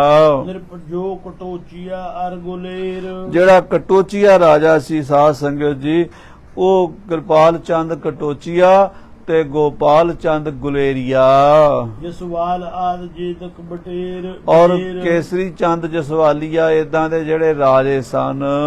ਸਭ ਹੂਨ ਪਾਸ ਲਿਓ ਦਰ ਬਜਾਏ, ਕਹਿੰਦੇ ਅਲਫ ਖਾਨ ਨੂੰ ਮੀਆਂ ਖਾਨ ਨੇ ਹੁਕਮ ਦਿੱਤਾ ਵੀ ਕਟੋਚੀਏ ਰਾਜੇ ਕੋਲੋਂ, ਕਹਿਲੂਰੀਏ ਕੋਲੋਂ, ਜਸਵਾਲੀਏ ਕੋਲੋਂ, ਇਸੇ ਤਰ੍ਹਾਂ ਗੁਲੇਰੀਏ ਕੋਲੋਂ, ਜਿੰਨੇ ਵੀ ਇਹ ਚੰਬੇ ਦੇ ਮੰਡੀ ਦੇ ਰਾਜੇ ਨੇ 22 ਧਾਰ ਦੇ, ਸਾਰਿਆਂ ਕੋਲੋਂ ਮਾਇਆ ਇਕੱਠੀ ਕਰਕੇ ਲਿਆ। ਵੱਡ ਸੰਗ ਬਾਹਨੀ ਤਿੰਨ ਦਬਾਏ, ਫੌਜ ਨਾਲ ਜਾ ਕੇ ਦਬਾਣੇ ਪੈਣੇ ਆ, ਡਰਾਣੇ ਪੈਣੇ ਆ, ਕਿਉਂਕਿ ਪਹਾੜੀ ਰਾਜਿਆਂ ਕੋਲ ਵੀ ਫੌਜਾਂ ਨੇ, ਔਰ ਬੜੇ ਆਕੜਖੋਰ ਰਾਜੇ ਨੇ। ਕਿਤੇ ਇਹ ਨਾ ਹੋਵੇ ਬਿਨਾਂ ਫੌਜਾਂ ਦੇ ਜਾਈਏ ਤੇ ਸਾਨੂੰ ਹੀ ਫੜ ਕੇ ਬਹਾ ਲੈਣ। ਇਸ ਕਰਕੇ ਫੌਜਾਂ ਲੈ ਕੇ ਜਾਵੀਂ, ਦਬਕਾ ਮਾਰੀ ਵੀ। ਸ਼ਹਿਨਸ਼ਾਹ ਔਰੰਗਜ਼ੇਬ ਦਾ ਹੁਕਮ ਹੈ, ਇੰਨਾ ਮਾਮਲਾ ਤਾਰਨਾ ਹੀ ਪੈਣਾ ਹੈ ਤੁਹਾਨੂੰ। ਸੁਨ ਅਲਫ ਖਾਨ ਹਰਖਿਓ ਸੁਜੋਰ। ਕਹਿੰਦੇ ਆਪਣੇ ਵੱਡੇ ਅਫਸਰ ਮੀਆਂ ਖਾਨ ਦਾ ਹੁਕਮ ਸੁਣ ਕੇ ਅਲਫ ਖਾਨ ਬੜਾ ਖੁਸ਼ ਹੋਇਆ ਮੈਂ ਚਮੂ ਚਲਿਓ ਤਿਨ ਸੈਲ ਔਰ ਬੜੀ ਭਾਰੀ ਫੌਜ ਲੈ ਕੇ ਪਹਾੜੀ ਰਾਜਿਆਂ ਤੇ ਹਮਲਾਵਰ ਹੋਇਆ। ਪਠ ਪ੍ਰਥਮ ਦੂਤ ਸੁਧ ਹਿਤ ਉਤਾਲ। ਪਹਿਲਾਂ ਉਹਨੇ ਪਹਾੜੀ ਰਾਜਿਆਂ ਦੇ ਕੋਲ ਆਪਣਾ ਦੂਤ ਭੇਜਿਆ ਖਬਰ ਦੇਣ ਲਈ ਵੀ ਮੈਂ ਟੈਕਸ ਲੈਣ ਆ ਰਿਹਾ, ਜੇ ਤੇ ਤੁਸੀਂ ਚੰਗੇ ਤਰ੍ਹਾਂ ਤਰੀਕੇ ਨਾਲ ਬੰਦੇ ਬਣ ਕੇ ਮੈਨੂੰ ਟੈਕਸ ਦਿਓਗੇ ਤੇ ਫੇਰ ਤਾਂ ਤੁਹਾਡਾ ਸਾਡਾ ਬੜਾ ਕੋਈ ਝਗੜਾ ਨਹੀਂ ਹੋਏਗਾ, ਪਿਆਰ ਬਣਿਆ ਰਹੇਗਾ। ਤੇ ਜੇ ਤੁਸੀਂ ਆਕੜੋਗੇ ਤਾਂ ਫਿਰ ਮੈਂ ਤੁਹਾਡੀ ਆਕੜ ਭੰਨਣ ਲਈ ਆਇਆ ਹਾਂ। ਇਸ ਤਰ੍ਹਾਂ ਉਸ ਅਲਫ ਖਾਨ ਨੇ ਪਹਾੜੀ ਰਾਜਿਆਂ ਨੂੰ ਆਪਣੇ ਦੂਤ ਰਾਹੀਂ ਸੁਨੇਹਾ ਭੇਜਿਆ। ਜਹ ਹੁਤੋ ਕਟੋਚੀ ਨ੍ਰਿਪ ਕਿਰਪਾਲ। ਜਿੱਥੇ ਰਾਜਾ ਕਿਰਪਾਲ ਚੰਦ ਕਟੋਚੀਆ ਸ਼ਰਾਰਤ ਦੀ ਜੜ ਸੀ ਸਾਧ ਸੰਗਤ ਜੀ। 22 ਧਾਰ ਦੇ ਰਾਜਿਆਂ ਵਿੱਚੋਂ ਇਹ ਸਭ ਤੋਂ ਸ਼ਰਾਰਤੀ ਰਾਜਾ ਸੀ ਕਿਰਪਾਲ ਚੰਦ ਕਟੋਚੀਆ। ਦੇਹੁ ਦੰਡ ਦਰਬ ਮਿਲ ਅਗਰ ਆਏ। ਉਹਨੂੰ ਪਹਿਲਾਂ ਸੁਨੇਹਾ ਪਹੁੰਚਿਆ ਵੀ ਕਟੋਚੀਆ ਰਾਜਾ, ਤੂੰ ਆਪਣੇ ਇਲਾਕੇ ਦਾ, ਸਾਰੇ ਮੁਲਕ ਦਾ ਜਿੰਨਾ ਵੀ ਤੇਰੀ ਰਿਆਸਤ ਦਾ ਮਾਮਲਾ ਹੈ ਉਹ ਮੈਨੂੰ ਆ ਕੇ ਪਾਈ ਪਾਈ ਗਿਣ ਕੇ ਦੇ। ਸਾਵਧਾਨ ਹੋ ਨਤ ਰਣ ਮਚਾਏ। ਸਾਵਧਾਨ ਹੋ ਜਾ, ਮੈਂ ਤੇਰੇ ਕੋਲ ਟੈਕਸ ਲੈਣ ਆਇਆ, ਜੇ ਤੂੰ ਟੈਕਸ ਨਾ ਦਿੱਤਾ ਫਿਰ ਜੰਗ ਲਈ ਤਿਆਰ ਹੋ ਜਾਵੀਂ। ਸੁਣ ਕੇ ਕਿਰਪਾਲ ਨਹਿ ਭਾ ਸੁਚੇਤ। ਕਹਿੰਦੇ ਸੁਣ ਕੇ ਕਿਰਪਾਲ ਚੰਦ ਨੇ ਪ੍ਰਵਾਹ ਨਹੀਂ ਕੀਤੀ, ਸੁਚੇਤ ਨਹੀਂ ਹੋਇਆ। ਚੜ ਆਏ ਦੁਰਗ ਤੇ ਮਿਲਣ ਹੇਤ। ਹਾਂਜੀ, ਚੜ ਆਏ ਦੁਰਗ ਤੇ ਮਿਲਣ ਹੇਤ। ਕਹਿੰਦੇ ਉਸ ਵੇਲੇ ਚੜ ਆਏ ਦੁਰਗ ਤੇ ਮਿਲਣ ਹੇਤ। ਕਹਿੰਦੇ ਜਦੋਂ ਮਿਲਣ ਵਾਸਤੇ ਕਿਲੇ ਤੋਂ ਚੜ ਕੇ ਆਇਆ ਕਟੋਚੀਆ, ਜਬ ਬਰਿਓ ਦੂਣ ਮਹਿ ਅਲਫ ਖਾਨ। ਜਦੋਂ ਉਹਦੇ ਦੂਣ ਦੇ ਇਲਾਕੇ ਵਿੱਚ ਪਹਾੜ ਦੀ ਜਿਹੜੀ ਥੱਲੇ ਤਰਾਈ ਹੁੰਦੀ ਹੈ ਨਾ, ਦੂਣ ਕਹਿੰਦੇ ਉਹਨੂੰ, ਦੋ ਪਾਸੇ ਇੱਕ ਉੱਪਰ ਪਹਾੜ ਹੁੰਦਾ, ਥੱਲੇ ਮੈਦਾਨ ਹੁੰਦਾ। ਜਦੋਂ ਉੱਥੇ ਅਲਫ ਖਾਨ ਪਹੁੰਚ ਗਿਆ, ਵੱਡ ਕਰੇ ਸੂਰ ਥਲ ਪਤ ਗੁਮਾਨ। ਕਹਿੰਦੇ ਬੜਾ ਭਾਰੀ ਉਹਨੇ ਜ਼ੋਰ ਮਚਾਇਆ, ਸ਼ੋਰ ਮਚਾਇਆ ਵੀ ਮੈਨੂੰ ਬਾਦਸ਼ਾਹ ਔਰੰਗਜ਼ੇਬ ਦੀ ਪਾਵਰ ਹੈ ਮੇਰੇ ਕੋਲ, ਅਸੀਂ ਦਿੱਲੀ ਦੇ ਮਾਲਕ ਹਾਂ, ਇਹ ਰਾਜੇ ਸਾਡੇ ਸਾਹਮਣੇ ਕੀ ਚੀਜ਼ ਹਨ। ਅਬ ਮਿਲਿਓ ਜਾਏ ਗਿਰਪਤ ਕਿਰਪਾਲ। ਤਾਂ ਜਦੋਂ ਉਹਨੇ ਵੇਖਿਆ ਵੀ ਨੇੜੇ ਆ ਗਿਆ, ਫੇਰ ਕਿਰਪਾਲ ਚੰਦ ਨੂੰ ਸੋਚ ਹੋਈ ਵੀ ਇਹ ਧਮਕੀਆਂ ਫੋਕੀਆਂ ਨਹੀਂ ਸੀ ਦਿੰਦਾ, ਇਹ ਤਾਂ ਸੱਚੀ ਮੁੱਚੀ ਆ ਗਿਆ ਹੈ। ਤਾਂ ਕਿਰਪਾਲ ਚੰਦ ਬੜਾ ਚਲਾਕ ਸੀ, ਮੌਕਾ ਪ੍ਰਸਤ ਸੀ, ਜਾ ਕੇ ਉਹ ਅਲਫ ਖਾਨ ਨੂੰ ਮਿਲ ਪਿਆ। ਕੁਛ ਦਈ ਭੇਟ ਬਿਨਤੀ ਸੋ ਨਾਲ। ਤੇ ਕੁਝ ਭੇਟਾਵਾਂ, ਕੁਝ ਸ਼ਸਤਰ, ਕੁਝ ਘੋੜੇ, ਕੁਝ ਪੈਸਾ ਦੇ ਕੇ ਅਲਫ ਖਾਨ ਨੂੰ ਬੇਨਤੀ ਕੀਤੀ। ਕਰ ਰਾਜਨੀਤ ਕੋ ਫੇਰ ਘੇਰ। ਕਿਉਂਕਿ ਰਾਜਨੀਤੀ ਜਾਣਦਾ ਸੀ ਕਿਰਪਾਲ ਚੰਦ, ਗੱਲਾਂ ਮਿੱਠੀਆਂ ਕਰ ਲੈਂਦਾ ਸੀ। ਉਹਨੇ ਰਾਜਨੀਤੀ ਦੇ ਹੇਰ ਫੇਰ ਕਰਕੇ ਅਲਫ ਖਾਨ ਸੋ ਨ੍ਰਿਪਤ ਫੇਰ। ਤੇ ਅਲਫ ਖਾਨ ਨੂੰ ਇਹ ਏਦਾਂ ਕਹਿਣ ਲੱਗਾ, ਸਭ ਗਿਰਨ ਰਾਜ 22 ਧਾਰ। ਕਿ ਦੇਖੋ ਅਲਫ ਖਾਨ ਜੀ, ਸਾਡੇ 22 ਰਾਜੇ ਨੇ, 22 ਧਾਰ ਦੇ। ਕਹਿਲੂਰ ਪਤੀ ਸਭ ਮਹਿ ਉਦਾਰ। ਸਾਡੇ ਸਾਰਿਆਂ ਚੋਂ ਜਿਹੜਾ ਵੱਡਾ ਹੈ ਨਾ, ਜਿਹਦੇ ਕੋਲ ਜ਼ਿਆਦਾ ਪੈਸਾ, ਉਹ ਰਾਜਾ ਭੀਮ ਚੰਦ ਕਹਿਲੂਰੀਆ ਹੈ। ਕਹਿੰਦੇ ਆ ਵੀ ਕਿਰਪਾਲ ਚੰਦ ਅੰਦਰੋਂ ਭੀਮ ਚੰਦ ਦਾ ਈਰਖਾਲੂ ਉਹਦੇ ਨਾਲ ਵੈਰ ਰੱਖਦਾ ਸੀਗਾ, ਉੱਤੋਂ ਉਹਦਾ ਭਾਈਚਾਰਾ ਨਿਭਾਉਂਦਾ ਸੀ। ਤਾਂ ਹੁਣ ਅਲਫ ਖਾਨ ਦੇ ਕੰਨ 'ਚ ਫੂਕ ਮਾਰ ਰਿਹਾ, ਕਹਿੰਦਾ ਜਿਹੜਾ ਭੀਮ ਚੰਦ ਹੈ ਨਾ ਸਾਡੇ 'ਚ, ਇਹ ਵੱਡਾ ਰਾਜਾ ਹੈ। ਜਿਹੋ ਪ੍ਰਥਮ ਤਿਸੀ ਤੇ ਪੁੰਜ ਦਰਬ।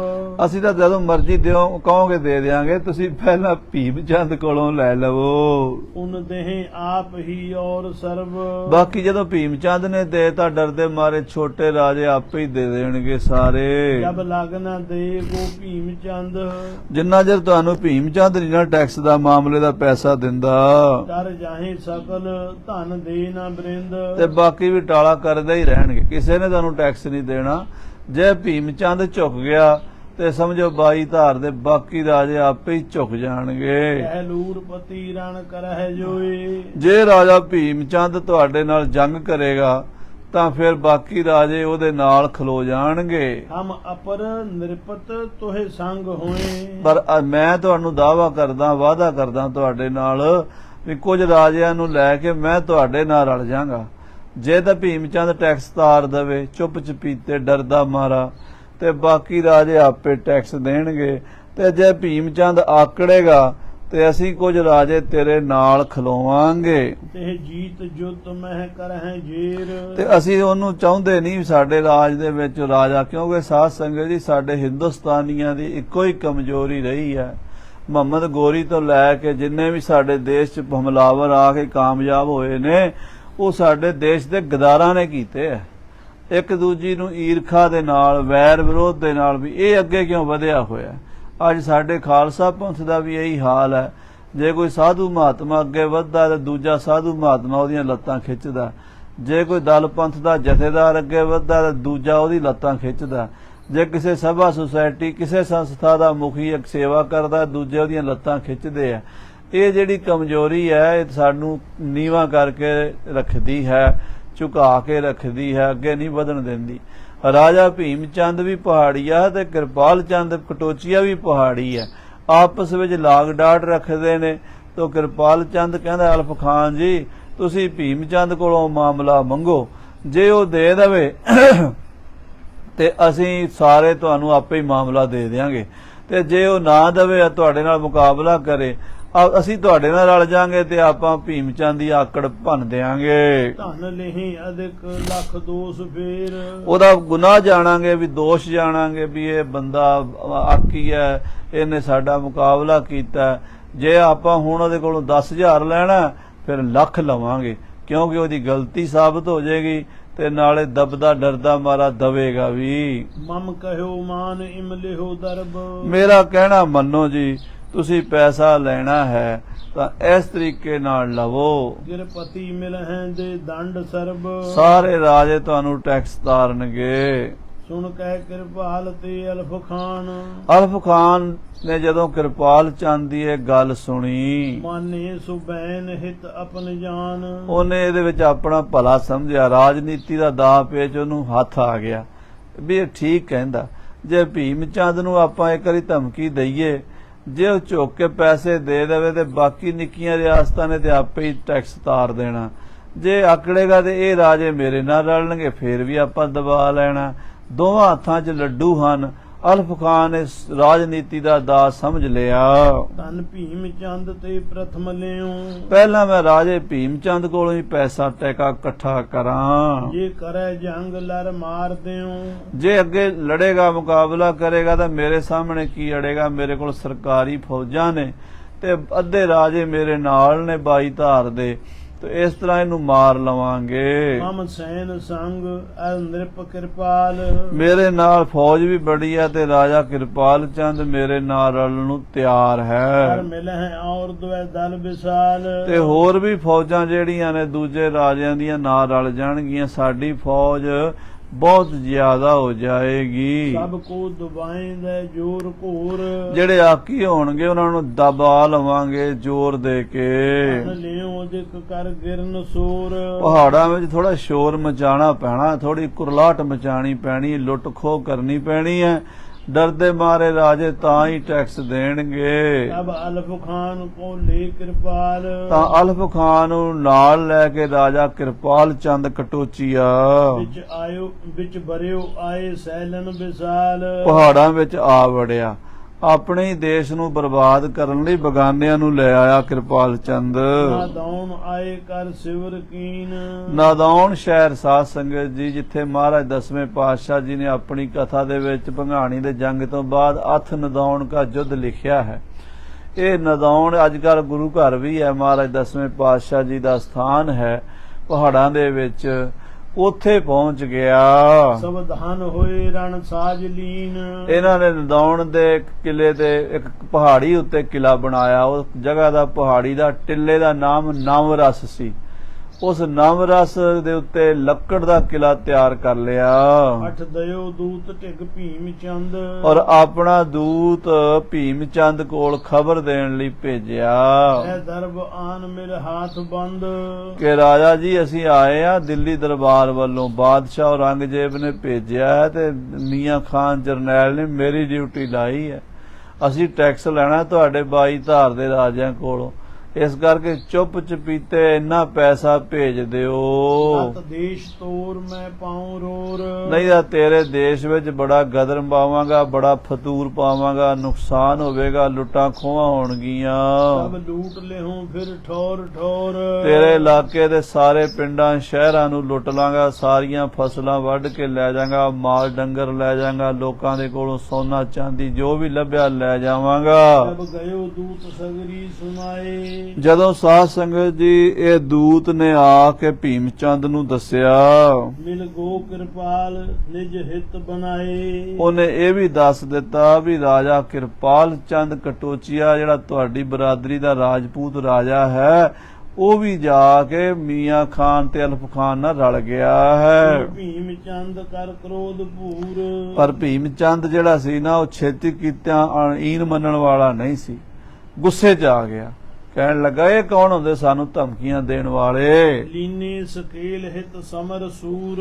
ਕਹਿੰਦੇ ਹਨੂਮਾਨ ਨੇ ਨਾ, ਹਨੂਮਾਨ ਕੇ ਮੰਤਰ ਕੋ ਮੁਖ ਜਾਪੰ। ਰਾਜੇ ਭੀਮ ਚੰਦ ਨੇ ਹਨੂਮਾਨ ਦਾ ਮੰਤਰ ਜਪਿਆ ਤੇ ਉਸ ਵੇਲੇ ਆਪਣੇ ਸਾਥੀ ਸਾਰੇ ਇਕੱਠੇ ਕਰ ਲਏ। ਕਿਰਪਤੀ ਅਪਰ ਹਿਤਵੰਤ ਜੋਏ। ਜਿਹੜੇ ਭੀਮ ਚੰਦ ਦੇ ਪੱਖੀ ਰਾਜੇ ਸਨ ਪਹਾੜੀਏ, ਸਭ ਹਨ ਹਕਾਰ ਨਿਜ ਨਿਕਟ ਸੋਏ। ਉਹਨੇ ਸਾਰੇ ਸੱਦ ਲਏ, ਆਪਣੇ ਭਾਈਚਾਰੇ ਨੂੰ ਇਕੱਠਾ ਕਰ ਲਿਆ। ਰਾਜੇ ਭੀਮ ਚੰਦ ਨੇ ਗਰਜੋ ਬਿਲੰਦ ਤਬ ਭੀਮ ਚੰਦ। ਆਪਣੀ ਸਭਾ ਵਿੱਚ ਗਰਜ ਕੇ ਬੋਲਿਆ, ਰਾਜਾ ਭੀਮ ਚੰਦ ਦੇਹੂ ਪ੍ਰਥਮ ਧਨ ਖਾਨ ਬ੍ਰਿੰਦ।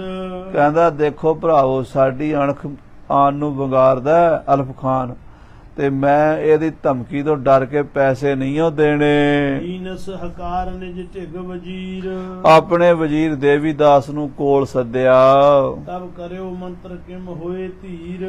ਤੇ ਆਪਣੇ ਮੰਤਰੀ ਨੂੰ ਕਹਿਣ ਲੱਗਾ, ਦੇਵੀਦਾਸ ਜੀ ਹੁਣ ਦੱਸੋ ਆਪਾਂ ਕਿਵੇਂ ਜੰਗ ਜਿੱਤ ਸਕਦੇ ਹਾਂ, ਕਿਵੇਂ ਮੋਰਚਾ ਫਤਿਹ ਹੋ ਸਕਦਾ ਹੈ? ਕਰਹਿ ਯੁੱਧ ਤੋ ਨੀਕ ਬਾਤ।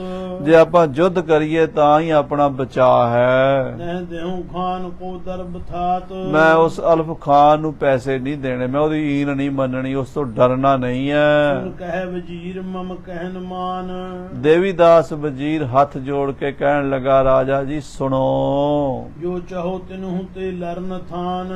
ਜੇ ਤੁਸੀਂ ਉਹਨਾਂ ਨਾਲ ਲੜਨਾ ਹੀ ਚਾਹੁੰਦੇ ਹੋ, ਜੇ ਤੁਸੀਂ ਅਲਫ ਖਾਨ ਦਾ ਮੁਕਾਬਲਾ ਕਰਨਾ ਚਾਹੁੰਦੇ ਹੋ, ਸਿਰ ਗੁਰ ਬਹਾਦਰੀ ਜਿਨਹੂ ਮਾਹੇ। ਤਾਂ ਇਸ ਵੇਲੇ ਸਾਰੀ ਦੁਨੀਆ ਵਿੱਚ ਸਭ ਤੋਂ ਬਲੀ ਯੋਧੇ ਸਾਹਿਬ ਸ੍ਰੀ ਗੁਰੂ ਗੋਬਿੰਦ ਸਿੰਘ ਸਾਹਿਬ ਜੀ ਮਹਾਰਾਜ ਆਨੰਦਪੁਰ ਸਾਹਿਬ ਦੇ ਮਾਲਕ ਹਨ। ਜਿਨ੍ਹਾਂ ਵਰਗਾ ਯੋਧਾ ਬਹਾਦਰ ਤੁਹਾਨੂੰ ਸੰਸਾਰ ਤੇ ਕੋਈ ਨਜ਼ਰ ਨਹੀਂ ਆਉਣਾ। ਤਿਨ ਕੇ ਮਨਿੰਦ ਕੋ ਵੀਰ ਨਾਹੇ। ਉਹਨਾਂ ਵਰਗਾ ਦਿਲਾਵਰ, ਉਹਨਾਂ ਵਰਗਾ ਨਿਡਰ, ਉਹਨਾਂ ਵਰਗਾ ਸੂਰਮਾ, ਉਹਨਾਂ ਵਰਗਾ ਜੰਗੀ ਜਰਨੈਲ ਤੁਹਾਨੂੰ ਨਹੀਂ ਲੱਭਣਾ ਕੋਈ। ਤੁਝ ਪਰ ਪ੍ਰਸੰਨ ਹੈ ਸਰਬ ਭਾਂਤ। ਮਹਾਰਾਜ ਗੁਰੂ ਗੋਬਿੰਦ ਸਿੰਘ ਸਾਹਿਬ ਹੁਣ ਤੁਹਾਡੇ ਤੇ ਪ੍ਰਸੰਨ ਹਨ। ਪਹਿਲਾਂ ਕੁਝ ਨਾਰਾਜ਼ਗੀਆਂ ਸਨ, ਉਹ ਵੀ ਤੁਹਾਡੀਆਂ ਗਲਤੀਆਂ ਕਰਕੇ ਹੀ ਸਨ।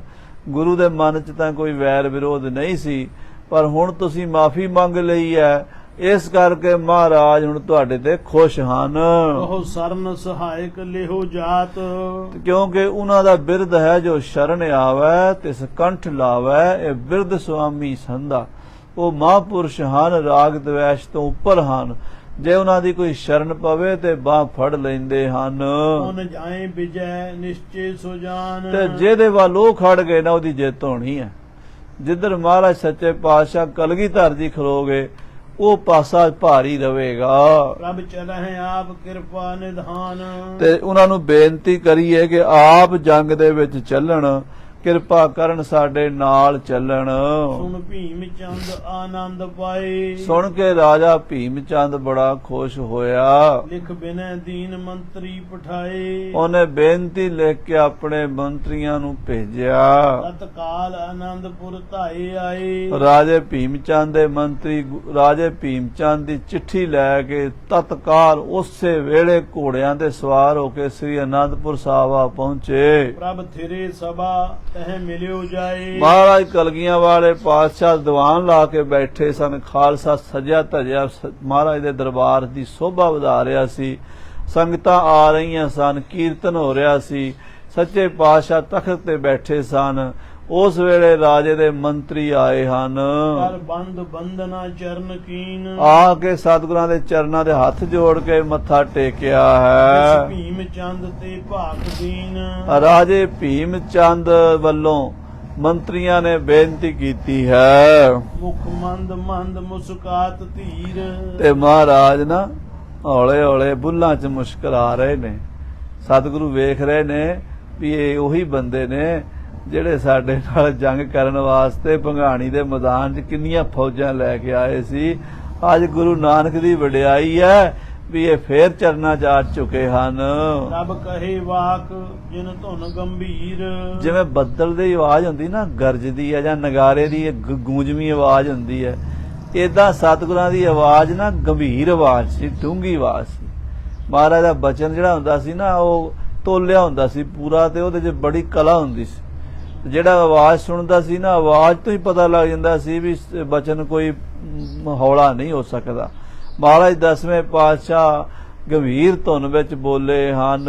ਕਹਿਲੂਰਪਤੀ ਕੋ ਕੁਸਲ ਗਾਤ, ਮਹਾਰਾਜ ਕਹਿੰਦੇ ਮੰਤਰੀ ਜੀ ਪਹਿਲਾਂ ਇਹ ਦੱਸੋ, ਰਾਜਾ ਭੀਮ ਚੰਦ ਦਾ ਸਰੀਰ ਠੀਕ ਹੈ, ਉਹਨਾਂ ਦਾ ਪਰਿਵਾਰ ਠੀਕ ਹੈ, ਉਹਨਾਂ ਦੀ ਸਿਹਤ ਬਾਰੇ ਦੱਸੋ, ਉਹਨਾਂ ਦੇ ਰਾਜ ਕਾਜ ਬਾਰੇ, ਉਹਨਾਂ ਦੇ ਮਨੋਬਿਰਤੀ ਕੈਸੀ ਹੈ। ਆਗਮਨ ਭਇਓ ਕਿਮ ਭਨੋ ਬਾਤ, ਇਹ ਕਿਵੇਂ ਆਏ ਹੋ ਦੱਸੋ। ਜੀ ਆਇਆਂ ਨੂੰ, ਇਹ ਗੁਰੂ ਨਾਨਕ ਦਾ ਘਰ ਹੈ, ਇਹਦੇ ਕੋਲ ਕੋਈ ਵੀ ਆ ਜੇ ਮਹਾਰਾਜ ਗੱਲ ਨਾ ਲਾਂਦੇ ਹਨ। ਸੁਣ ਹਾਥ ਜੋਰ ਬੋਲਿਓ ਵਜ਼ੀਰ, ਵਜ਼ੀਰ ਹੱਥ ਜੋੜ ਕੇ ਬੋਲਿਆ, ਕਹਿਣ ਲੱਗਾ ਗਰੀਬ ਨਵਾਜ ਸੱਚੇ ਪਾਤਸ਼ਾਹ ਜੀ ਮਹਾਰਾਜ, ਉਤਪਾਤ ਉਠਿਓ ਇੱਕ ਆਨ ਤੀਰ, ਸਾਡੇ ਗੁਆਂਢ ਵਿੱਚ ਬੜਾ ਇੱਕ ਉਤਪਾਤ ਆ ਉੱਠਿਆ ਹੈ। ਮਹਾਰਾਜ ਇੱਕ ਨਵੀਂ ਮੁਸੀਬਤ ਆ ਗਈ ਹੈ ਸਾਰਿਆਂ ਉੱਤੇ। ਦਿਲ ਕੈ ਕਿਰਪਾਲ ਕੈ ਸੰਗ ਖਾਨ, ਰਾਜਾ ਕਿਰਪਾਲ ਚੰਦ ਕਟੋਚੀਆ ਨੇ ਪਠਾਣਾ ਨਾਲ, ਮੁਗਲਾਂ ਨਾਲ ਸੁਲ੍ਹਾ ਕਰ ਲਈ, ਤੁਰਕਾਂ ਨਾਲ। ਦਲ ਕੋ ਸਕੀਲ ਕਰ ਬਲ ਮਹਾਨ, ਅਲਫ ਖਾਨ ਤੇ ਰਾਜਾ ਕਿਰਪਾਲ ਚੰਦ ਕਟੋਚੀਏ ਬੜੀ ਭਾਰੀ ਫੌਜ ਇਕੱਠੀ ਕਰ ਲਈ ਹੈ। ਕਹਿਲੂਰਪਤੀ ਢਿਗ ਨਰ ਪਠਾਏ, ਸਾਡੇ ਰਾਜੇ ਭੀਮ ਚੰਦ ਕੋਲ ਆਪਣੇ ਬੰਦੇ ਭੇਜੇ ਹਨ, ਆਪਣੇ ਦੂਤ ਭੇਜੇ ਹਨ। ਧਨ ਦੇਹੋ ਨਹੀਂ ਅਬ ਰਣ ਮਚਾਏ, ਤੇ ਧਮਕੀ ਦਿੱਤੀ ਹੈ ਵੀ ਸਾਨੂੰ ਇੰਨਾ ਪੈਸਾ ਦਿਓ, 10,000 ਅਬ ਹੀ ਧਨ ਦੇਹੂ, ਨਾ ਪਰ ਮੀਚ ਮੂੰਡ ਪਰ ਲੇਹੂ। ਚਿੱਤਰ ਨਾਟਕ ਪਾਤਸ਼ਾਹੀ 10ਵੀਂ। ਕਹਿੰਦੇ ਰਾਜਾ ਅਲਫ ਖਾਨ ਨੇ ਲਿਖ ਕੇ ਭੇਜਿਆ ਹੈ ਰਾਜੇ ਭੀਮ ਚੰਦ ਨੂੰ ਵੀ 10,000 ਰੁਪਇਆ ਨਗਦ ਦੇ ਦਿਓ, ਨਹੀਂ ਤਾਂ ਮੌਤ ਤੁਹਾਡੇ ਸਿਰ ਤੇ ਆਈ ਹੋਈ ਹੈ। ਸੁਨ ਰਿਸਿਓ ਅਨੀਤ ਲਖ ਕੈ ਮਹਾਨ, ਪਰ ਸਾਡੇ ਰਾਜਾ ਜੀ ਇਸ ਜ਼ਬਰਦਸਤੀ ਨੂੰ, ਇਸ ਧੱਕੇ ਨੂੰ ਬਰਦਾਸ਼ਤ ਨਹੀਂ ਕਰਦੇ। ਉਹ ਗੁੱਸੇ 'ਚ ਆ ਗਏ ਨੇ।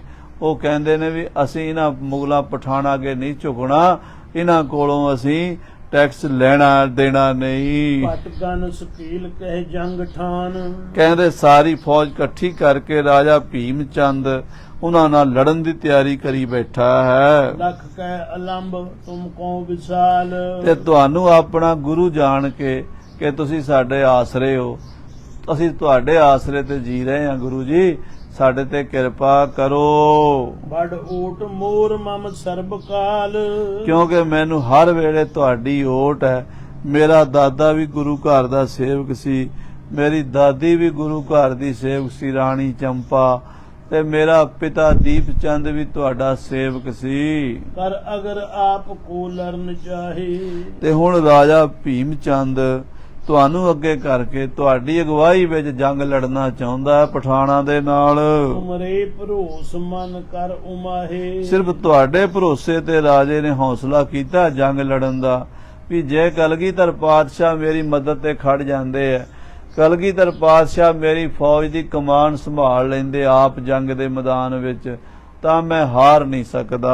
ਵਿਸ਼ਵਾਸ ਵਿਜੈ ਕੀ ਧਰਤ ਚੀਤ, ਗੁਰੂ ਦੇ ਭਰੋਸੇ ਤੇ ਰਾਜਾ ਭੀਮ ਚੰਦ ਜਿੱਤ ਦੀ ਆਸ ਰੱਖੀ ਬੈਠਾ ਹੈ। ਤੁਮਰੇ ਸੋ ਓਜ ਨਿਪ ਸਰਨ ਨੀਤ, ਰਾਜੇ ਭੀਮ ਚੰਦ ਨੇ ਤੁਹਾਡੇ ਓਜ, ਤੁਹਾਡੇ ਬਲ ਨਾਲ, ਤੁਹਾਡੀ ਸ਼ਰਨ ਦੇ ਆਸਰੇ ਨਾਲ ਐਦਾਂ ਸੋਚਿਆ ਹੈ। ਓਜ ਦੇਹੋ ਸੁਜਸ ਆਪਣੋ ਪਛਾਣ, ਰਾਜਾ ਭੀਮ ਚੰਦ ਨੇ ਬੇਨਤੀ ਕੀਤੀ ਵੀ ਮੈਨੂੰ ਆਪਣਾ ਬੱਚਾ ਜਾਣ ਕੇ, ਆਪਣਾ ਸੇਵਕ ਜਾਣ ਕੇ ਜਸ ਬਖਸ਼ੋ ਜਿੱਤ ਦਾ ਸਿਹਰਾ ਮੇਰੇ ਮੱਥੇ ਤੇ ਬੰਨੋ। ਰਿਪ ਵਰਗ ਹਨੋ ਗਹਿ ਸ਼ਸਤਰ ਪਾਨ, ਹੱਥ ਵਿੱਚ ਸ਼ਸਤਰ ਫੜ ਕੇ ਵੈਰੀਆਂ ਦਾ ਨਾਸ ਕਰੀਏ। ਪਠਾਨ ਅਲਫ ਖਾਨ ਨੂੰ ਮੈਦਾਨੇ ਜੰਗ ਚੋਂ ਭਜਾ ਦਈਏ। ਇੱਕ ਤੁਰਕ ਸੈਨ ਦੁਤੀਏ ਗਰੇਸ਼, ਇੱਕ ਪਾਸੇ ਅਲਫ ਖਾਨ ਤੁਰਕਾਂ ਦੀ ਫੌਜ ਲੈ ਕੇ ਆਇਆ ਹੈ, ਮੁਗਲਾਂ ਦੀ ਫੌਜ ਲੈ ਕੇ ਆਇਆ ਹੈ। ਦੂਜੇ ਪਾਸੇ ਰਾਜਾ ਕਿਰਪਾਲ ਚੰਦ ਸਾਡਾ ਹੀ ਭਰਾ, ਸਾਡਾ ਦੁਸ਼ਮਣ ਬਣ ਗਿਆ ਹੈ। ਮਿਲ ਗਏ ਆਪ ਮਹਿ ਦਲ ਵਿਸ਼ੇਸ਼, ਰਾਜੇ ਕਿਰਪਾਲ ਚੰਦ ਕਟੋਚੀਏ ਦੀ ਫੌਜ ਅਤੇ ਇਸੇ ਤਰ੍ਹਾਂ ਰਾਜੇ ਅਲਫ ਖਾਨ ਦੀ ਫੌਜ, ਦੋ ਵੱਡੇ ਦਲ ਇਕੱਠੇ ਹੋ ਗਏ ਨੇ। ਮ੍ਰਿਗ ਕੇ ਮਨਿੰਦ ਰਿਪ ਬ੍ਰਿੰਦ ਜੀ, ਕਹਿੰਦੇ ਜਿਹੜੇ ਰਾਜੇ ਕਹਿੰਦੇ ਫੌਜਾਂ ਮਿਰਗ ਕੇ ਮਨਿੰਦ ਰਿਪ ਬ੍ਰਿੰਦ ਜੇ, ਜਿਨ੍ਹਾਂ ਦੇ ਵੈਰੀਆਂ ਦੇ ਦਲ ਜਿਹੜੇ ਨੇ ਮਹਾਰਾਜ ਹਿਰਨਾਂ ਦੀ ਤਰ੍ਹਾਂ ਹਨ। ਤੁਮ ਹੋ ਮ੍ਰਿਗਿੰਦ ਦੇਖਤ ਪਲੇ, ਸਾਨੂੰ ਭਰੋਸਾ ਤੁਸੀਂ ਬੱਬਰ ਸ਼ੇਰ ਹੋ ਕਲਗੀਧਰ ਜੀ। ਜਿਵੇਂ ਸ਼ੇਰ ਨੂੰ ਵੇਖ ਕੇ ਹਿਰਨਾਂ ਦੀਆਂ ਡਾਰਾਂ ਭੱਜ ਜਾਂਦੀਆਂ ਨਾ, ਤੁਹਾਨੂੰ ਵੇਖ ਕੇ ਹੀ ਇਹਨਾਂ ਮੁਗਲਾਂ ਨੇ ਭੱਜ ਜਾਣਾ ਮੈਦਾਨ ਵਿੱਚੋਂ। ਕਨ ਸੈਲਪਤੀ ਮਮ ਸੰਗ ਔਰ, ਤੇ ਮਹਾਰਾਜ ਬਾਕੀ ਰਾਜੇ ਵੀ ਆਪਣੇ ਨਾਲ ਨੇ। ਕਿਰਪਾਲ ਚੰਦ ਉਧਰ ਹੈ, ਦੋ ਚਾਰ ਹੋਰ ਨੇ ਦਿਆਲ ਚੰਦ ਵਰਗੇ, ਬਾਕੀ ਸਾਡੇ ਨਾਲ ਹੀ ਨੇ। ਬਲ ਕਰੂੰ ਜਾਏ ਮੈਂ ਜੰਗ ਠੌਰ, ਤੇ ਮੇਰਾ ਇਰਾਦਾ ਹੁਣ ਉਹਦੇ ਅੱਗੇ ਝੁਕਣ ਦਾ ਨਹੀਂ ਹੈ, ਬਲਕਿ ਮੈਂ ਤਾਂ ਉਹਦੇ ਨਾਲ ਜੰਗ ਕਰਾਂਗਾ, ਮੁਕਾਬਲਾ ਕਰਾਂਗਾ। ਪਾਵਕ ਸਮਾਨ ਗੁਰ ਪੌਣ ਪਾਏ, ਮਹਾਰਾਜ ਅਸੀਂ ਤੇ ਅੱਗ ਦੀ ਤਰ੍ਹਾਂ ਭਖੇ ਪਏ ਆ, ਤੇ ਤੁਸੀਂ ਹਵਾ ਦੇ ਦਿਓ ਗੁਰੂ ਜੀ, ਇੱਕ ਵਾਰੀ ਹਾਂ ਕਰ ਦਿਓ ਵੀ ਅਸੀਂ ਤੁਹਾਡੇ ਨਾਲ ਆ, ਫੇਰ ਅਸੀਂ ਮੁਗਲਾਂ ਨੂੰ ਪਠਾਨਾਂ ਨੂੰ ਭਜਾ ਦੇਾਂਗੇ। ਤਤਕਾਲ ਜਾਲ ਅਰ ਜਾਲ ਜਾਏ, ਮਹਾਰਾਜ ਸੱਚੇ ਪਾਤਸ਼ਾਹ ਜੀ ਤਤਕਾਲ ਹੀ ਕਿਰਪਾ ਕਰਕੇ ਮਹਾਰਾਜ ਵੈਰੀ ਨੂੰ ਸਾੜ ਦਿਆਂਗੇ, ਤੇ ਵੈਰੀ ਦੇ ਦਲਾਂ ਦੇ ਦਲ ਚਲੇ ਜਾਣਗੇ ਭੱਜ ਕੇ। ਤੁਮਰੀ ਸਹਾਏ ਬਲ ਲਹਿ ਵਿਸਾਲ, ਤੁਹਾਡੀ ਕਿਰਪਾ ਨਾਲ ਬਲ ਮਿਲੇਗਾ, ਤੁਹਾਡੀ ਸਹਾਇਤਾ ਨਾਲ ਅਸੀਂ ਤਗੜੇ ਹੋਵਾਂਗੇ। ਹੱਥ ਸ਼ਸਤਰ ਸੁਮੁਖ ਰਿਪ ਪਰਹਿ ਚਾਲ, ਸ਼ਸਤਰ ਵੈਰੀ ਦੇ ਸਾਹਮਣੇ ਚਲਾਵਾਂਗੇ ਤੇ ਦੁਸ਼ਮਣ ਨੂੰ ਚਾਲੇ ਪਾ ਦੇਾਂਗੇ, ਦੌੜਾ ਦੇਾਂਗੇ ਮੈਦਾਨ ਵਿੱਚੋਂ। ਵੱਡ ਪ੍ਰਾਤ ਹੋਤ ਹੀ ਸਭ ਬਟੋਰ, ਮਹਾਰਾਜ ਕੱਲ ਸਵੇਰ ਤੱਕ ਫੌਜਾਂ ਇਕੱਠੀਆਂ ਕਰ ਲੈਣੀਆਂ ਨੇ, ਚੜ ਕਰ ਪਿਆਨ ਦਿਖਰਾਏ ਜੋਰ, ਤੇ ਕੱਲ ਹੀ ਸਾਡੀਆਂ ਫੌਜਾਂ ਜੰਗ ਨੂੰ ਤੁਰ ਰਹੀਆਂ ਨੇ, ਤੇ ਆਪਣਾ ਜ਼ੋਰ ਉੱਥੇ ਜਾ ਕੇ ਵਿਖਾਣਾ ਹੈ। ਕਰੁਣਾ ਨਿਧਾਨ ਸੁਨ ਬਿਨਤ ਕਾਨ, ਦੇਵੀ ਦਾਸ ਵਜ਼ੀਰ ਦੀ ਬੇਨਤੀ ਕਲਗੀਆਂ ਵਾਲੇ ਪਾਤਸ਼ਾਹ ਨੇ ਜਦੋਂ ਕੰਨਾਂ 'ਚ ਸੁਣੀ ਹੈ, ਨਿਜ ਸਰਨ ਪਰਿਓ ਗਿਰਪਤ ਪਛਾਨ, ਮਹਾਰਾਜ ਨੇ ਜਾਣਿਆ ਵੀ ਭੀਮ ਚੰਦ ਨੂੰ ਸ਼ਰਨ ਪੈ ਗਿਆ ਹੈ। ਕੈਸੇ ਬਖਸ਼ਿੰਦ ਹਨ ਸਾਧ ਸੰਗਤ ਜੀ ਸਤਿਗੁਰੂ, ਐਸਾ ਹਿਰਦਾ ਨਿਰਮਲ ਕਿਸੇ ਦਾ ਨਹੀਂ ਹੋ ਸਕਦਾ। ਜਿਸ ਭੀਮ ਚੰਦ ਨੇ ਮਹਾਰਾਜ ਦੀ ਆਨੰਦਪੁਰ ਕਿਲਾ ਪੌਂਟਾ ਸਾਹਿਬ ਨੂੰ ਉਜਾੜਨ ਦੀਆਂ ਸਕੀਮਾਂ ਬਣਾਈਆਂ, ਮਹਾਰਾਜ ਨੂੰ ਮਾਰਨ ਦੀਆਂ ਸਕੀਮਾਂ ਬਣਾਈਆਂ, ਜੇ ਸ਼ਰਨ ਆ ਗਿਆ ਤੇ ਉਸੇ ਵੇਲੇ ਉਹਦਾ ਵੈਰ ਵਿਰੋਧ ਮਨ ਚੋਂ ਭੁਲਾ ਦਿੱਤਾ। ਜੇ ਰਾਜੇ ਬਾਦਸ਼ਾਹ ਔਰੰਗਜ਼ੇਬ ਦਾ ਪੁੱਤਰ ਬਹਾਦਰ ਸ਼ਾਹ ਮਹਾਰਾਜ ਦੀ ਸ਼ਰਨ ਆ ਗਿਆ, ਮੇਰੀ ਸਹਾਇਤਾ ਕਰੋ, ਇਹ ਨਹੀਂ ਸੋਚਿਆ ਵੀ ਇਹਦੇ ਪਿਓ ਨੇ ਸਾਡੇ ਬੱਚੇ ਸ਼ਹੀਦ ਕਰਾਏ ਨੇ, ਮਹਾਰਾਜ ਉਹਦਾ ਵੀ ਸ਼ਰਨ ਆਏ ਦੀ ਬਾਹ ਫੜ ਲਈ, ਹਿੰਦੁਸਤਾਨ ਦੀ ਬਾਦਸ਼ਾਹੀ ਬਹਾਦਰ ਸ਼ਾਹ ਨੂੰ ਦੇ ਦਿੱਤੀ। ਐਸੇ ਮਹਾਰਾਜ ਬਾਜਾਂ ਵਾਲੇ ਕਲਗੀਆਂ ਵਾਲੇ ਪਾਤਸ਼ਾਹ ਅਵਤਾਰ ਹੋਏ ਹਨ ਸ੍ਰਿਸ਼ਟੀ ਉੱਤੇ। ਹਿਤ ਵਿਜੈ ਦੇਨ ਕਹਿ ਚਾਹਤ ਜਾਨ, ਮਹਾਰਾਜ ਇਰਾਦਾ ਕਰ ਲਿਆ ਵੀ ਰਾਜਾ ਸ਼ਰਨ ਆ ਗਿਆ ਨਾ, ਹੁਣ ਇਹਦੀ ਹਾਰ ਨਹੀਂ ਹੋਣ ਦੇਣੀ। ਜਿਹੜਾ ਸ਼ਰਨ ਆ ਜਾਵੇ, ਜਿਤਿਓ ਸ਼ਰਨ ਜਹੈ ਤਿਤਿਓ ਰਾਖ ਲੈ ਹੈ। ਜਿੰਨੇ ਵੀ ਮਹਾਰਾਜ ਦੀ ਸ਼ਰਨ ਚਲੇ ਜਾਣਗੇ ਸਾਧ ਸੰਗਤ ਜੀ, ਉਹ ਕਲਯੁਗ ਦੇ ਹਮਲਿਆਂ ਤੋਂ ਬਚ ਜਾਣਗੇ। ਉਨ ਅਪਰਹਿਤ ਕਰਬੇ ਪਿਆਨ, ਫਿਰ ਮਹਾਰਾਜ ਸੱਚੇ ਪਾਤਸ਼ਾਹ ਗਰੀਬ ਨਵਾਜ ਸ੍ਰੀ ਗੁਰੂ ਗੋਬਿੰਦ ਸਿੰਘ ਸਾਹਿਬ ਜੀ ਨੇ ਆਪਣੇ ਚਾਲੇ ਦੀ ਵਿਚਾਰ ਕੀਤੀ ਹੈ। ਹਮ ਸੰਗ ਸੰਦ ਨਿਰਪ ਭੀਮ ਚੰਦ, ਮਹਾਰਾਜ ਵਿਚਾਰ ਕਰਦੇ ਰਾਜਾ ਭੀਮ ਚੰਦ ਨੂੰ ਸਾਡੇ ਨਾਲ ਸੰਧੀ ਕਰ ਰਿਹਾ ਹੈ। ਜਗ ਬਿਖੈ ਬਿਦਤ ਜਹ ਕਹਿ ਬਿਲਿੰਦ, ਤੇ ਇਹ ਗੱਲ ਸਾਰੇ ਪ੍ਰਗਟ ਹੈ ਵੀ ਰਾਜਾ ਭੀਮ ਚੰਦ ਗੁਰੂ ਦੀ ਸ਼ਰਨ ਪੈ ਗਿਆ ਹੈ। ਹਾਰ ਜਾਏ ਨੀਕੀ ਨਾ ਸੋਏ, ਜੇ ਸਾਡਾ ਸਿੱਖ ਹੋ ਕੇ ਸਾਡੀ ਸ਼ਰਨ ਪੈ ਕੇ ਹਾਰ ਗਿਆ ਤਾਂ ਭਲੀ ਗੱਲ ਨਹੀਂ ਹੋਵੇਗੀ, ਗੁਰੂ ਘਰ ਦੀ ਵਡਿਆਈ ਵਿੱਚ ਫਰਕ ਪਵੇਗਾ। ਹਮ ਦਿਸ਼ਾ ਅਰੂਪ ਹੈ ਦੋਸ ਕੋਏ, ਕਈ ਲੋਕ ਫਿਰ ਦੋਸ਼ ਲਾਣਗੇ, ਦੁਨੀਆ ਦੋਸ਼ ਲਾਏਗੀ ਵੀ ਗੁਰੂ ਦੇ ਸ਼ਰਨ ਪੈਣ ਦਾ ਕੀ ਫਾਇਦਾ ਜੇ ਰਾਜਾ ਭੀਮ ਚੰਦ ਹਾਰ ਹੀ ਗਿਆ। ਗੁਰੂ ਆਪਣੇ ਸਿੱਖ ਨੂੰ ਹਾਰਨ ਨਹੀਂ ਦਿੰਦਾ ਸਾਧ ਸੰਗਤ ਜੀ। ਸ਼ਰਨ ਆਇਆ ਉਹਨੂੰ ਗੱਲ ਨਾ ਲਾਇਆ। ਇਹ ਗੁਰੂ ਦੀ ਵਡਿਆਈ ਹੈ। ਜੈ ਪਾਏ ਜਾਏ ਜਾਤੇ ਸਹਾਈ। ਮਹਾਰਾਜ ਕਹਿੰਦੇ ਇਹਦੀ ਸਹਾਇਤਾ ਕਰੀਏ, ਫਤਿਹ ਪਾ ਲਵੇ, ਜਿੱਤ ਜਾਵੇ। ਚੜਨ ਹੇਤ ਕੀਨੋ ਉਪਾਏ। ਸ੍ਰੀ ਕਲਗੀਧਰ ਪਾਤਸ਼ਾਹ ਜੀ ਮਹਾਰਾਜ ਗੁਰੂ ਗੋਬਿੰਦ ਸਿੰਘ ਸਾਹਿਬ ਸੱਚੇ ਪਾਤਸ਼ਾਹ ਜੀ ਨੇ ਸ੍ਰੀ ਅਨੰਦਪੁਰ ਸਾਹਿਬ ਤੋਂ ਚਾਲੇ ਪਾਣ ਦਾ ਉਪਾਅ ਕੀਤਾ, ਤਿਆਰੀਆਂ ਕਰ ਲਈਆਂ। ਚਿਤ ਵਿਖੇ ਚੌਂਪ ਚੌਗੁਣ ਅਦੋਤ। ਤੇ ਚਿੱਤ ਦੇ ਵਿੱਚ 4 ਗੁਣਾ ਉਤਸ਼ਾਹ ਵੱਧ ਗਿਆ। ਬਾਣੀ 'ਚ ਬਚਨ ਆਉਂਦਾ, ਰਣ ਦੇਖ ਸੂਰੇ ਚਿਤ ਉਲਾਸ। ਜਦੋਂ ਸੂਰਮੇ ਨੂੰ ਪਤਾ ਲੱਗਦਾ ਵੀ ਅੱਜ ਜੰਗ ਲੜਨਾ, ਚਾਹ ਚੜ ਜਾਂਦੇ, ਖੁਸ਼ੀਆਂ ਚੜ ਜਾਂਦੀਆਂ, ਕਾਇਰਾਂ ਦੇ ਦਿਲ ਕੰਬਣ ਲੱਗ ਜਾਂਦੇ ਆ, ਬੁੱਝਦਿਲਾਂ ਦੇ। ਤੇ ਸੂਰਮਿਆਂ ਨੂੰ ਸ਼ੌਂਕ ਹੁੰਦਾ ਵੀ ਚਲੋ ਅੱਜ ਤੇਗਾ ਮਾਰਾਂਗੇ, ਵੈਰੀ ਦੇ ਸਾਹਮਣੇ ਡਟਾਂਗੇ, ਮਰਾਂਗੇ ਜੇ ਮਾਰਾਂਗੇ। ਇਸ ਤਰ੍ਹਾਂ 10ਵੇਂ ਪਾਤਸ਼ਾਹ ਦਾ ਉਤਸ਼ਾਹ ਵਧਿਆ ਹੈ। ਹਿਤ ਲਰਨ ਹਿਰਦੇ ਨਿਤ ਚਾਹੇ ਹੋਤ। ਕਿਉਂਕਿ ਸਤਿਗੁਰਾਂ ਨੂੰ ਹਰ ਵੇਲੇ ਇੱਕੋ ਹੀ ਯੁੱਧ ਦੀ ਇੱਛਾ ਹੁੰਦੀ ਸੀ। ਅਵਰ ਬਾਸ਼ਨਾ ਨਾਏ ਪ੍ਰਭ ਧਰਮ ਯੁੱਧ ਕੇ ਚਾਹੇ।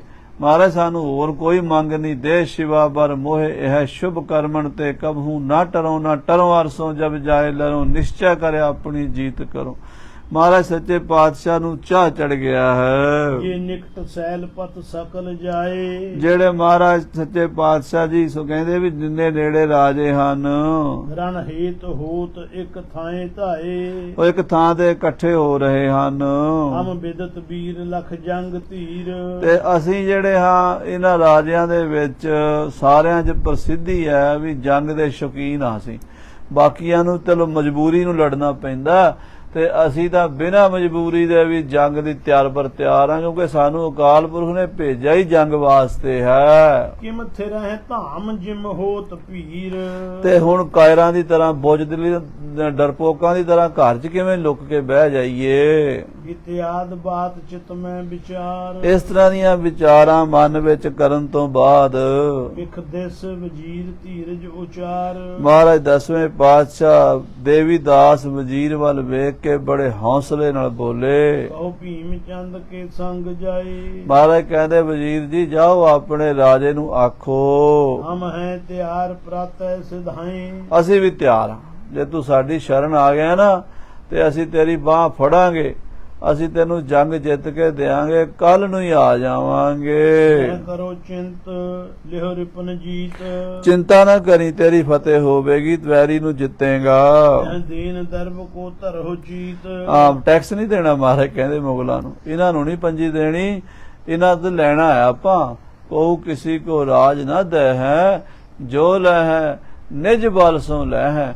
ਆਪਣੇ ਬਲ ਨਾਲ ਅਸੀਂ ਦਿੱਲੀ ਵੀ ਲੈ ਲੈਣੀ ਹੈ, ਅਸੀਂ ਲਾਹੌਰ ਵੀ ਲੈ ਲੈਣਾ ਇਹਨਾਂ ਕੋਲੋਂ। ਅਬ ਇਸੈ ਦੇਹੋ ਪੁਨ ਔਰ ਆਏ। ਹਾਂਜੀ ਅਬ ਇਸੈ ਦੇਹੋ ਪੁਨ ਔਰ ਆਏ। ਜੇ ਹੁਣ ਤੁਸੀਂ ਇਹਨੂੰ ਪੈਸੇ ਦਿਓਗੇ, ਐਤਕੀ ਟੈਕਸ ਦਿਓਗੇ, ਤੇ ਮੁੜ ਕੇ ਫਿਰ ਹੋਰ ਆ ਜਾਏਗਾ ਕੋਈ ਲੈਣ, ਇਹਨਾਂ ਦਾ ਮੂੰਹ ਪੈ ਜਾਏਗਾ, ਮੰਗਣ ਤੁਰੇ ਰਹਿਣਗੇ, ਖੋਣ ਤੁਰਨੇ ਰਹਿਣਗੇ।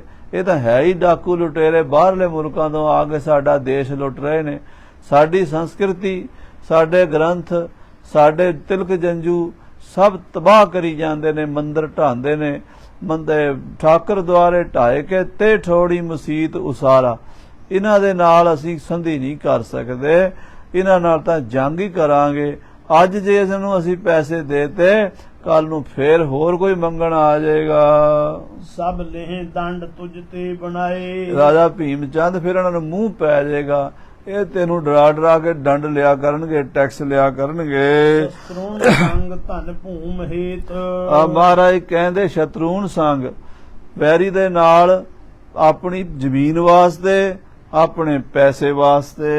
ਛਤਰੀਨ ਕਾਮ ਲੜ ਜੰਗ ਖੇਤ। ਛਤਰੀ ਨੂੰ ਲੜਨਾ ਪੈਂਦਾ। ਮਹਾਰਾਜ ਕ੍ਰਿਸ਼ਨ ਜੀ ਨੂੰ ਜਦੋਂ ਵੇਖਿਆ ਉਹਨਾਂ ਨੇ ਵੀ ਅਰਜਨ ਨੇ ਧਨ ਸੁੱਟ ਦਿੱਤਾ, ਕਹਿੰਦਾ ਮੈਂ ਆਪਣੇ ਸ਼ਰੀਕਾਂ ਨਾਲ, ਆਪਣੇ ਦਾਦੇ ਪੜਦਾਦਿਆਂ ਨਾਲ ਨਹੀਂ ਲੜਨਾ ਚਾਹੁੰਦਾ। ਤੇ ਮਹਾਰਾਜ ਕ੍ਰਿਸ਼ਨ ਜੀ ਕਹਿੰਦੇ ਛਤਰੀ ਦਾ ਧਰਮ ਹੈ, ਆਪਣਾ ਧਰਮ ਵੇਖ, ਕਾਇਰ ਨਾ, ਬੁਝਦਿਲ ਨਾ ਬਣ, ਸੂਰਮਾ ਬਣ। ਜੇ ਤੂੰ ਏਦਾਂ ਕਰੇਗਾ ਤਾਂ ਤੇਰੇ ਦੋਵੇਂ ਜਹਾਨਾਂ 'ਚ ਨਿੰਦਾ ਹੋਵੇਗੀ। ਸੋ ਆਪਣੇ ਧਨ ਲਈ ਬਾਣੀ 'ਚ ਵੀ ਬਚਨ ਆਉਂਦਾ, ਜੈਸੇ ਪ੍ਰਾਣੀ ਆਪਣੇ ਧਨ ਹੈ ਮਰਨ ਮੰਡਾ। ਕਹਿੰਦੇ ਆਪਣੇ ਪੈਸੇ ਲਈ, ਆਪਣੀ ਜ਼ਮੀਨ ਲਈ, ਆਪਣੇ ਘਰ ਲਈ ਹਰ ਬੰਦਾ ਮਰਨ ਨੂੰ ਤਿਆਰ ਹੁੰਦਾ। ਤੇ ਛਤਰੀ ਦਾ ਫਿਰ ਛਤਰੀ ਹੈ, ਤੂੰ ਛਤਰੀ ਹੈ, ਸੂਰਮਾ ਹੈ। ਆਪਣਾ ਘਰ, ਆਪਣੀ ਜਗ੍ਹਾ ਵੈਰੀ ਦੇ ਸਾਹਮਣੇ ਟੈਕਸ ਦੇ ਕੇ ਉਹਨਾਂ ਦਾ ਗੁਲਾਮ ਨਾ ਬਣ। ਪ੍ਰਿਯ ਪ੍ਰਾਨ ਜਾਨ ਗੀਦੀ ਦਰੰਤ। ਕਹਿੰਦੇ ਜਿਹੜੇ ਗੀਤੀ ਗਾਇਰ ਬੁਝਦਿਲ ਡਰਪੋਕ ਹੁੰਦੇ ਨੇ ਉਹ ਪੁਰਾਣਾ ਨੂੰ ਪਿਆਰਾ ਕਰਦੇ ਨੇ ਤੇ ਡਰਦੇ ਨੇ। ਉਪਹਾਸ ਇਹਾਂ ਅਪਵਾਦਵੰਤ। ਇੱਥੇ ਉਹਨਾਂ ਦੀ ਨਿੰਦਾ ਹੁੰਦੀ ਹੈ, ਇੱਥੇ ਵੀ ਹਾਸੀ ਹੁੰਦੀ, ਲੋਕ ਉਹਦਾ ਉਪਹਾਸ ਕਰਦੇ ਨੇ। ਦਰਗਾਹ ਵਿੱਚ ਵੀ ਧੱਕੇ ਪੈਂਦੇ ਨੇ ਕਾਇਰਾਂ ਨੂੰ, ਬੁਝਦਿਲਾਂ ਨੂੰ। ਪਰਲੋਕ ਵਿਖੇ ਗਤ ਨਹਿਨ ਆਛ। ਪਰਲੋਕ ਵਿੱਚ ਅੱਛੀ ਗਤੀ ਨਹੀਂ ਹੁੰਦੀ। ਜਿਹੜਾ ਡਰ ਕੇ ਦੁਸ਼ਮਣ ਦੇ ਅੱਗੇ ਹਥਿਆਰ ਸੁੱਟ ਦਿੰਦਾ ਹੈ, ਉੱਥੇ ਵੀ ਉਹਨੂੰ ਕਾਇਰ ਨੂੰ ਧੱਕੇ ਹੀ ਪੈਂਦੇ ਹਨ। ਜਾਂ ਤੇ ਸੁਜਾਨ ਸੰਗਰਾਮ ਬਾਛ। ਇਸ ਕਰਕੇ ਸੂਰਮੇ ਸਿਆਣੇ ਜੰਗ ਹੀ ਕਰਦੇ ਨੇ। ਜਿਵੇਂ ਮਹਾਰਾਜ ਕ੍ਰਿਸ਼ਨ ਭਗਵਾਨ ਜੀ ਨੇ ਸੂਰਬੀਰ ਅਰਜਨ ਨੂੰ ਥਾਪੀ ਦੇ ਕੇ ਮਹਾਭਾਰਤ ਦਾ ਯੁੱਧ ਕਰਾ ਦਿੱਤਾ ਸੀ। ਸੁਣ ਕੈ ਵਜ਼ੀਰ ਆਨੰਦ ਪਾਏ। ਸੁਣ ਕੇ ਦੇਵੀ ਦਾਸ ਵਜ਼ੀਰ ਬੜਾ ਖੁਸ਼ ਹੋਇਆ। ਕਰ ਬੰਦ ਬੰਦਨਾ ਕੀਨ ਪਾਏ। ਔਰ ਉਸ ਨੇ ਹੱਥ ਜੋੜ ਕੇ ਮਹਾਰਾਜ ਦੇ ਚਰਨਾਂ 'ਚ ਮੱਥਾ ਟੇਕਿਆ ਅਦਕ ਸ਼ੀਘਰਤਾ ਗਇਓ ਧਾਏ। ਤੇ ਬੜੀ ਛੇਤੀ ਨਾਲ ਘੋੜੇ ਦੇ ਸਵਾਰ ਹੋ ਕੇ ਕਹਿਲੂਰ ਰਿਆਸਤ ਦੀ ਰਾਜਧਾਨੀ ਬਿਲਾਸਪੁਰ ਪਹੁੰਚ ਗਿਆ। ਭੀਮ ਚੰਦ ਕੋ ਸਭ ਤੇ ਸੁਣਾਏ। ਰਾਜੇ ਭੀਮ ਚੰਦ ਨੂੰ ਸਾਰੀ ਵਾਰਤਾ ਸੁਣਾਈ ਗੁਰ ਕਹਿਓ ਵਾਕ ਰਣ ਜੀਤ ਤੋਹੇ। ਕਿ ਗੁਰੂ ਕਲਗੀਧਰ ਜੀ ਨੇ ਬਚਨ ਕਰ ਦਿੱਤਾ ਤੇਰੀ ਜਿੱਤ ਹੋਵੇਗੀ, ਨੈ ਮਿਟੋ ਸੁਜਸ ਸਭ ਮਾਹੇ ਹੋਏ। ਔਰ ਤੇਰਾ ਜਸ ਘਟੇਗਾ ਨਹੀਂ ਬਲਕਿ ਸਾਰਿਆਂ ਵਿੱਚ ਤੇਰੀ ਮਹਿਮਾ ਹੋਵੇਗੀ। ਉੱਠ ਕੇ ਪ੍ਰਭਾਤ ਅਸਵਾਰ ਆਪ। ਹਾਂ, ਸਵੇਰੇ ਤੁਸੀਂ ਉੱਠੋ ਤੇ ਆਪ ਸਵਾਰ ਹੋਵੋ, ਜੰਗ ਨੂੰ ਚੜੋ। ਉਹ ਚਾਹੇ ਪ੍ਰਭੂ ਗਨ ਸਤਰ ਖਾਪ। ਗੁਰੂ ਸਾਹਿਬ ਵੀ ਕਹਿੰਦੇ ਅਸੀਂ ਸਵੇਰੇ ਸਵੇਰੇ ਨਿਤਨੇਮ ਤੋਂ ਵਿਹਲੇ ਹੋ ਕੇ ਚਾਲੇ ਪਾ ਦਿਆਂਗੇ ਤੇ ਸ਼ਤਰੂਆਂ ਦੀਆਂ ਜੜ੍ਹਾਂ ਪੁੱਟ ਦਿਆਂਗੇ। ਸੁਣ ਭੀਮ ਚੰਦ ਕੀਏ ਹਰਖ ਪੂਰ। ਸੁਣ ਕੇ ਭੀਮ ਚੰਦ ਬੜਾ ਖੁਸ਼ ਹੋਇਆ। ਤੀਨੋਂ ਬਟੋਰ ਦਲ ਮਹਿਦ ਸੂਰ। ਕਹਿੰਦੇ ਉਹਨੇ ਬੜੇ ਬੜੇ ਸੂਰਮੇ ਯੋਧੇ ਇਕੱਠੇ ਕਰ ਲਏ। ਦਬ ਬਜਾਏ ਤਿਆਰੀ ਸੁਕੀਨ। ਨਗਾਰੇ ਚੋਭਾ ਲਾ ਕੇ ਜੰਗ ਦੀਆਂ ਤਿਆਰੀਆਂ ਕਰ ਲੀਆਂ ਭੀਮ ਚੰਦ ਨੇ। ਚੜ ਲਿਓ ਸਹਾਇਕ ਸੰਗ ਲੀਨ। ਔਰ ਸਾਧ ਸੰਗਤ ਜੀ ਚੜ ਚਲਿਓ, ਨਾਲ ਬੜੀ ਭਾਰੀ ਫੌਜ ਲੈ ਕੇ ਚਾਲਾ ਪਾਤਾ। ਅਬ ਸੁਣੋ ਨਾਮ ਤਿਨ ਕੇ ਪਨੰਤ। ਉਹਨਾਂ ਸੂਰਮਿਆਂ ਦੇ ਨਾਮ ਵੀ ਕਵੀ ਜੀ ਲਿਖਦੇ ਹਨ, ਜੀ ਚਲਹਿ ਸਾਥ ਭਟ ਓਜਵੰਤ। ਜਿਹੜੇ ਬੜੇ ਬੜੇ ਯੋਧੇ ਨਾਲ ਗਏ ਹਨ। ਦੋਹਰਾ ਰਾਮ ਸਿੰਘ ਜਸਵਾਰੀਆ ਲੈ ਨਿਜ ਸੰਗ ਸਿਪਾਹੇ। ਰਾਜਾ ਜਸਵਾਲੀਆ, ਰਾਜਾ ਜਸਵਾਰੀਆ ਭੀਮ ਚੰਦ ਦਾ ਰਿਸ਼ਤੇਦਾਰ ਨਿਕਟਵਰਤੀ, ਉਹਦਾ ਨਾਂ ਸੀ ਰਾਮ ਸਿੰਘ। ਰਾਮ ਸਿੰਘ ਜਸਵਾਲੀਆ ਆਪਣਾ ਦਲ ਲੈ ਕੇ ਚੜਿਆ ਹੈ। ਪ੍ਰਿਥੀ ਚੰਦ ਡਗਵਾਰੀਆ ਜਿਹ ਚਿਤ ਜੰਗ ਉਮਾਹੇ। ਔਰ ਰਾਜਾ ਪ੍ਰਿਥੀ ਚੰਦ ਡਡਵਾਲੀਆ ਰਾਜਾ ਵੀ ਨਾਲ ਚੜਿਆ, ਜਿਹਨੂੰ ਜੰਗ ਦਾ ਬੜਾ ਸ਼ੌਂਕ ਹੈ। ਪਰ ਚੜਿਓ ਜਸ ਰੋਟੀਆ ਨਾਮ ਕਹੈ ਸੁਖਦੇਵ। ਤੇ ਇੱਕ ਹੋਰ ਜਿਹਦਾ ਨਾਮ ਸੀ ਸੁਖਦੇਵ। ਇਹ ਜਸਰੋਟੀਆ ਰਾਜਾ, 22 ਧਾਰ ਦੇ ਰਾਜਿਆਂ ਦੇ ਨਾਂ ਨੇ ਸਾਧ ਸੰਗਤ ਜੀ। ਇਹ ਜਸਰੋਟੀਆ ਵੀ ਇੱਕ ਰਿਆਸਤ ਸੀ ਜਸਰੋਟ, ਉੱਥੋਂ ਦਾ ਰਾਜਾ ਸੀਗਾ ਸੁਖਦੇਵ। ਉਹ ਵੀ ਭੀਮ ਚੰਦ ਦੀ ਮਦਦ ਤੇ ਚੜਿਆ ਹੈ। ਭੀਮ ਚੰਦ ਕੇ ਹਿਤ ਕਰਨ ਚਲੇ ਜੰਗ ਲਖ ਭੀਮ। ਇਹ ਭੀਮ ਚੰਦ ਵਾਸਤੇ ਅਲਫ ਖਾਨ ਤੇ ਕਿਰਪਾਲ ਚੰਦ ਕਟੋਚੀ ਦਾ ਮੁਕਾਬਲਾ ਕਰਨ ਲਈ ਨਦੌਣ ਵੱਲ ਮੂੰਹ ਕਰਕੇ ਚੱਲੇ ਹੈ। ਉਹ ਜੰਗ ਨਦੌਣ ਦੀ ਧਰਤੀ ਤੇ ਹੋਵੇਗਾ। ਕਥਾ ਆਪਾਂ ਅੱਗੇ ਸਰਵਣ ਕਰਾਂਗੇ। ਸ੍ਰੀ ਗੁਰੂ ਗੋਬਿੰਦ ਸਿੰਘ ਸਾਹਿਬ ਦੇ ਜੀਵਨ ਦੀ ਦੂਸਰੀ ਲੜਾਈ, ਦੂਸਰੀ ਜੰਗ ਇਹ ਨਦੌਣ ਦੇ ਮੈਦਾਨ 'ਚ ਹੋਈ ਸੀ, ਜਿੱਥੇ ਸੱਚੇ ਪਾਤਸ਼ਾਹ ਨੇ ਆਪਣੀ ਬੰਦੂਕ ਦੇ ਨਾਲ ਤੇ ਆਪਣੇ ਤੀਰਾਂ ਦੇ ਨਾਲ ਵੈਰੀਆਂ ਦੇ ਦੰਦ ਖੱਟੇ ਕੀਤੇ ਸਨ। ਉਹ ਕਥਾ ਅੱਗੇ ਆਵੇਗੀ, ਸਰਵਣ ਕਰਾਂਗੇ। ਹੇ ਗੋਬਿੰਦ, ਹੇ ਗੋਪਾਲ, ਹੇ ਦਇਆ ਪ੍ਰਾਣਨਾਥ ਅਨਾਥ ਸਖੇ ਦੀਨ, ਦਰਦ ਨਿਵਾਰ। ਹੇ ਸਮਰੱਥ ਅਗੰਮ ਪੂਰਨ ਮੋਹਿ ਮਇਆ, ਅੰਧਕੂਪ ਮਹਾ ਪਿਆਨ ਨਾਨਕ ਪਾਰ ਉਤਾਰ। ਆਏ ਪ੍ਰਭ ਸਰਣਾਗਤੀ ਕਿਰਪਾ ਨਿਤ ਦਿਆਲ। ਏਕ ਅਖਰ ਹਰ ਮਨ ਬਸਤ, ਨਾਨਕ ਹੋਤ ਨਿਹਾਰ। ਵਾਹਿਗੁਰੂ ਨਾਮ ਜਹਾਜ ਹੈ, ਉੜੇ ਸੂਤਰੇ ਪਾਰ। ਜੋ ਸ਼ਰਧਾ ਤਾਰਨ ਹਾਰ। ਵਾਹਿਗੁਰੂ ਜੀ ਕਾ ਖਾਲਸਾ, ਵਾਹਿਗੁਰੂ ਜੀ ਕੀ ਫਤਿਹ।